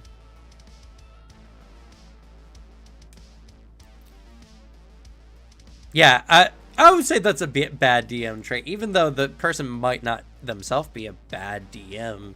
If they keep getting bored of their games, that's kind of sucks. I used to be that kind of GM, honestly, but I also didn't have super consistent games a lot of the time because I would be playing with, like, when Devin came back from the military, for instance, for a month, we play a game, and then when he comes back a year later, I would be like, I'm kind of not into that campaign anymore. But, you know, there was a point in my life where I was very inconsistent with the games. I'd just get bored, or I'd want to do something different or want to improve on something and just kind of can the whole experience. I've gotten a lot better about it, but there's been times, even recently, like Whispers in the Dark, where the group, after almost like 50 sessions, was still struggling to kind of like keep together. There was not enough group cohesion, and it felt like some players were kind of struggling with it. Like, I had to cut it short, unfortunately. But I feel like if everything's going well, then the game can go until its conclusion, or until the game is no longer satisfying in some way or form. But anyway, otherwise they're a good GM.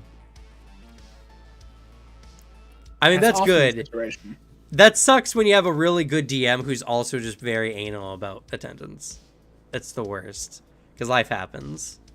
But anyway, that's the end for this stream. We've gone a little bit over, but that's okay. This wasn't quite the vent session I was hoping for, honestly. We got a lot of people talking, though. We got a lot of people in the chat coming along. Hopefully by next week, I can get this YouTube thing figured out. And, oh, Alex, do we have enough games in the forums to pick out games for the poll? Let me look. Which I guess we can reiterate what that is. While I'm pulling it up, do you want to explain it? Sure. So we have a form in the Discord. If you want us to look into any game, you can fill that form out. And Alex has stated specifically that the more you kind of like sell the game, the more likely we are to at least put it up on the polls. We're going to select a handful of games, about 4 or 5, to put up on the YouTube side for polls. And then we're going to let you all vote. And then next Thursday, we will declare what game we're looking at into, and I'll try to set the game for like the second or third week of December, technically. I don't know, like the week of the 4th or the week of the 11th will probably be those two, as far as like session 0 on the week of the 4th, and then session, or the actual one shot on the session on the week of the 11th. Mm-hmm. For right now, we do not have many submissions. We only have one. Okay. However, like for all of you in chat right now, if you have a tabletop system you love, or you've heard of, or you've heard good things about, put it on a radar. Fill out the form. It's not that long, I'll say. You don't have to do anything like too extensive. Even though like I am actively promoting, you sell your like the system. You don't have to give me like full paragraphs. You don't have to write your fucking thesis dissertation at me. However, like just toss some games in there, have fun, throw some cool stuff. I'll moderate through it. I'll dig through it. Every submission out will be read and like put into a list. I've already built the list, so like regardless of how many submissions we get, we'll have enough for a poll. But just from stuff I remember. But yes, please put some games on my radar. I love hearing about it, and we'll talk about it on streams as well. Yeah, and I'm gonna shout it out on the Discord, and I'll give it another day. We'll wait till tomorrow. Otherwise, we'll just have to go find some games online. I have a list I can give it to you, and we'll put those up on a poll. And next week we will pull them out. Monster of the Week. Monster of the Week is pretty good. Please put Paul, please fill out Monster of the Week. For the love of God, I need to know where the resources are. I want to try that. But yeah, so we're gonna do that. But with that, I guess, do you have any final Final words. Anything you want to plug before we leave? Go check out my YouTube. There's a link to it in Cam's YouTube, in the collaborators bit. I make Warhammer content. I'm gonna release a thing on Monday. I've been doing 2 videos a week. I released a video today on Caiaphas Cain, Hero of the Imperium. Man's cool. Speaking, you have a copy of the rulebook. Yeah, if you fill out the form, there's a direct area to give me links to the shit, so that will help. However, don't give me pirated stuff. That's bad. Yeah, we are looking to support tabletop companies with the stuff we're doing as well. So at the very least, like if you have a link to where we can buy it or where we can directly support the creators of it, please do that. Yeah. But yeah, the more stuff you send me in the forms, the better. Because also I'll forget that you mentioned Monster of the Week in an hour, so that's why I bring it up. Pirate themed games. See, that's the real meta. Pirate games sounds only poetically correct to do. Nice. But yeah, if you like Warhammer, check out my YouTube. That's really all I got. Okay. Well, with that, we're going to go ahead and good night, everyone. Good night.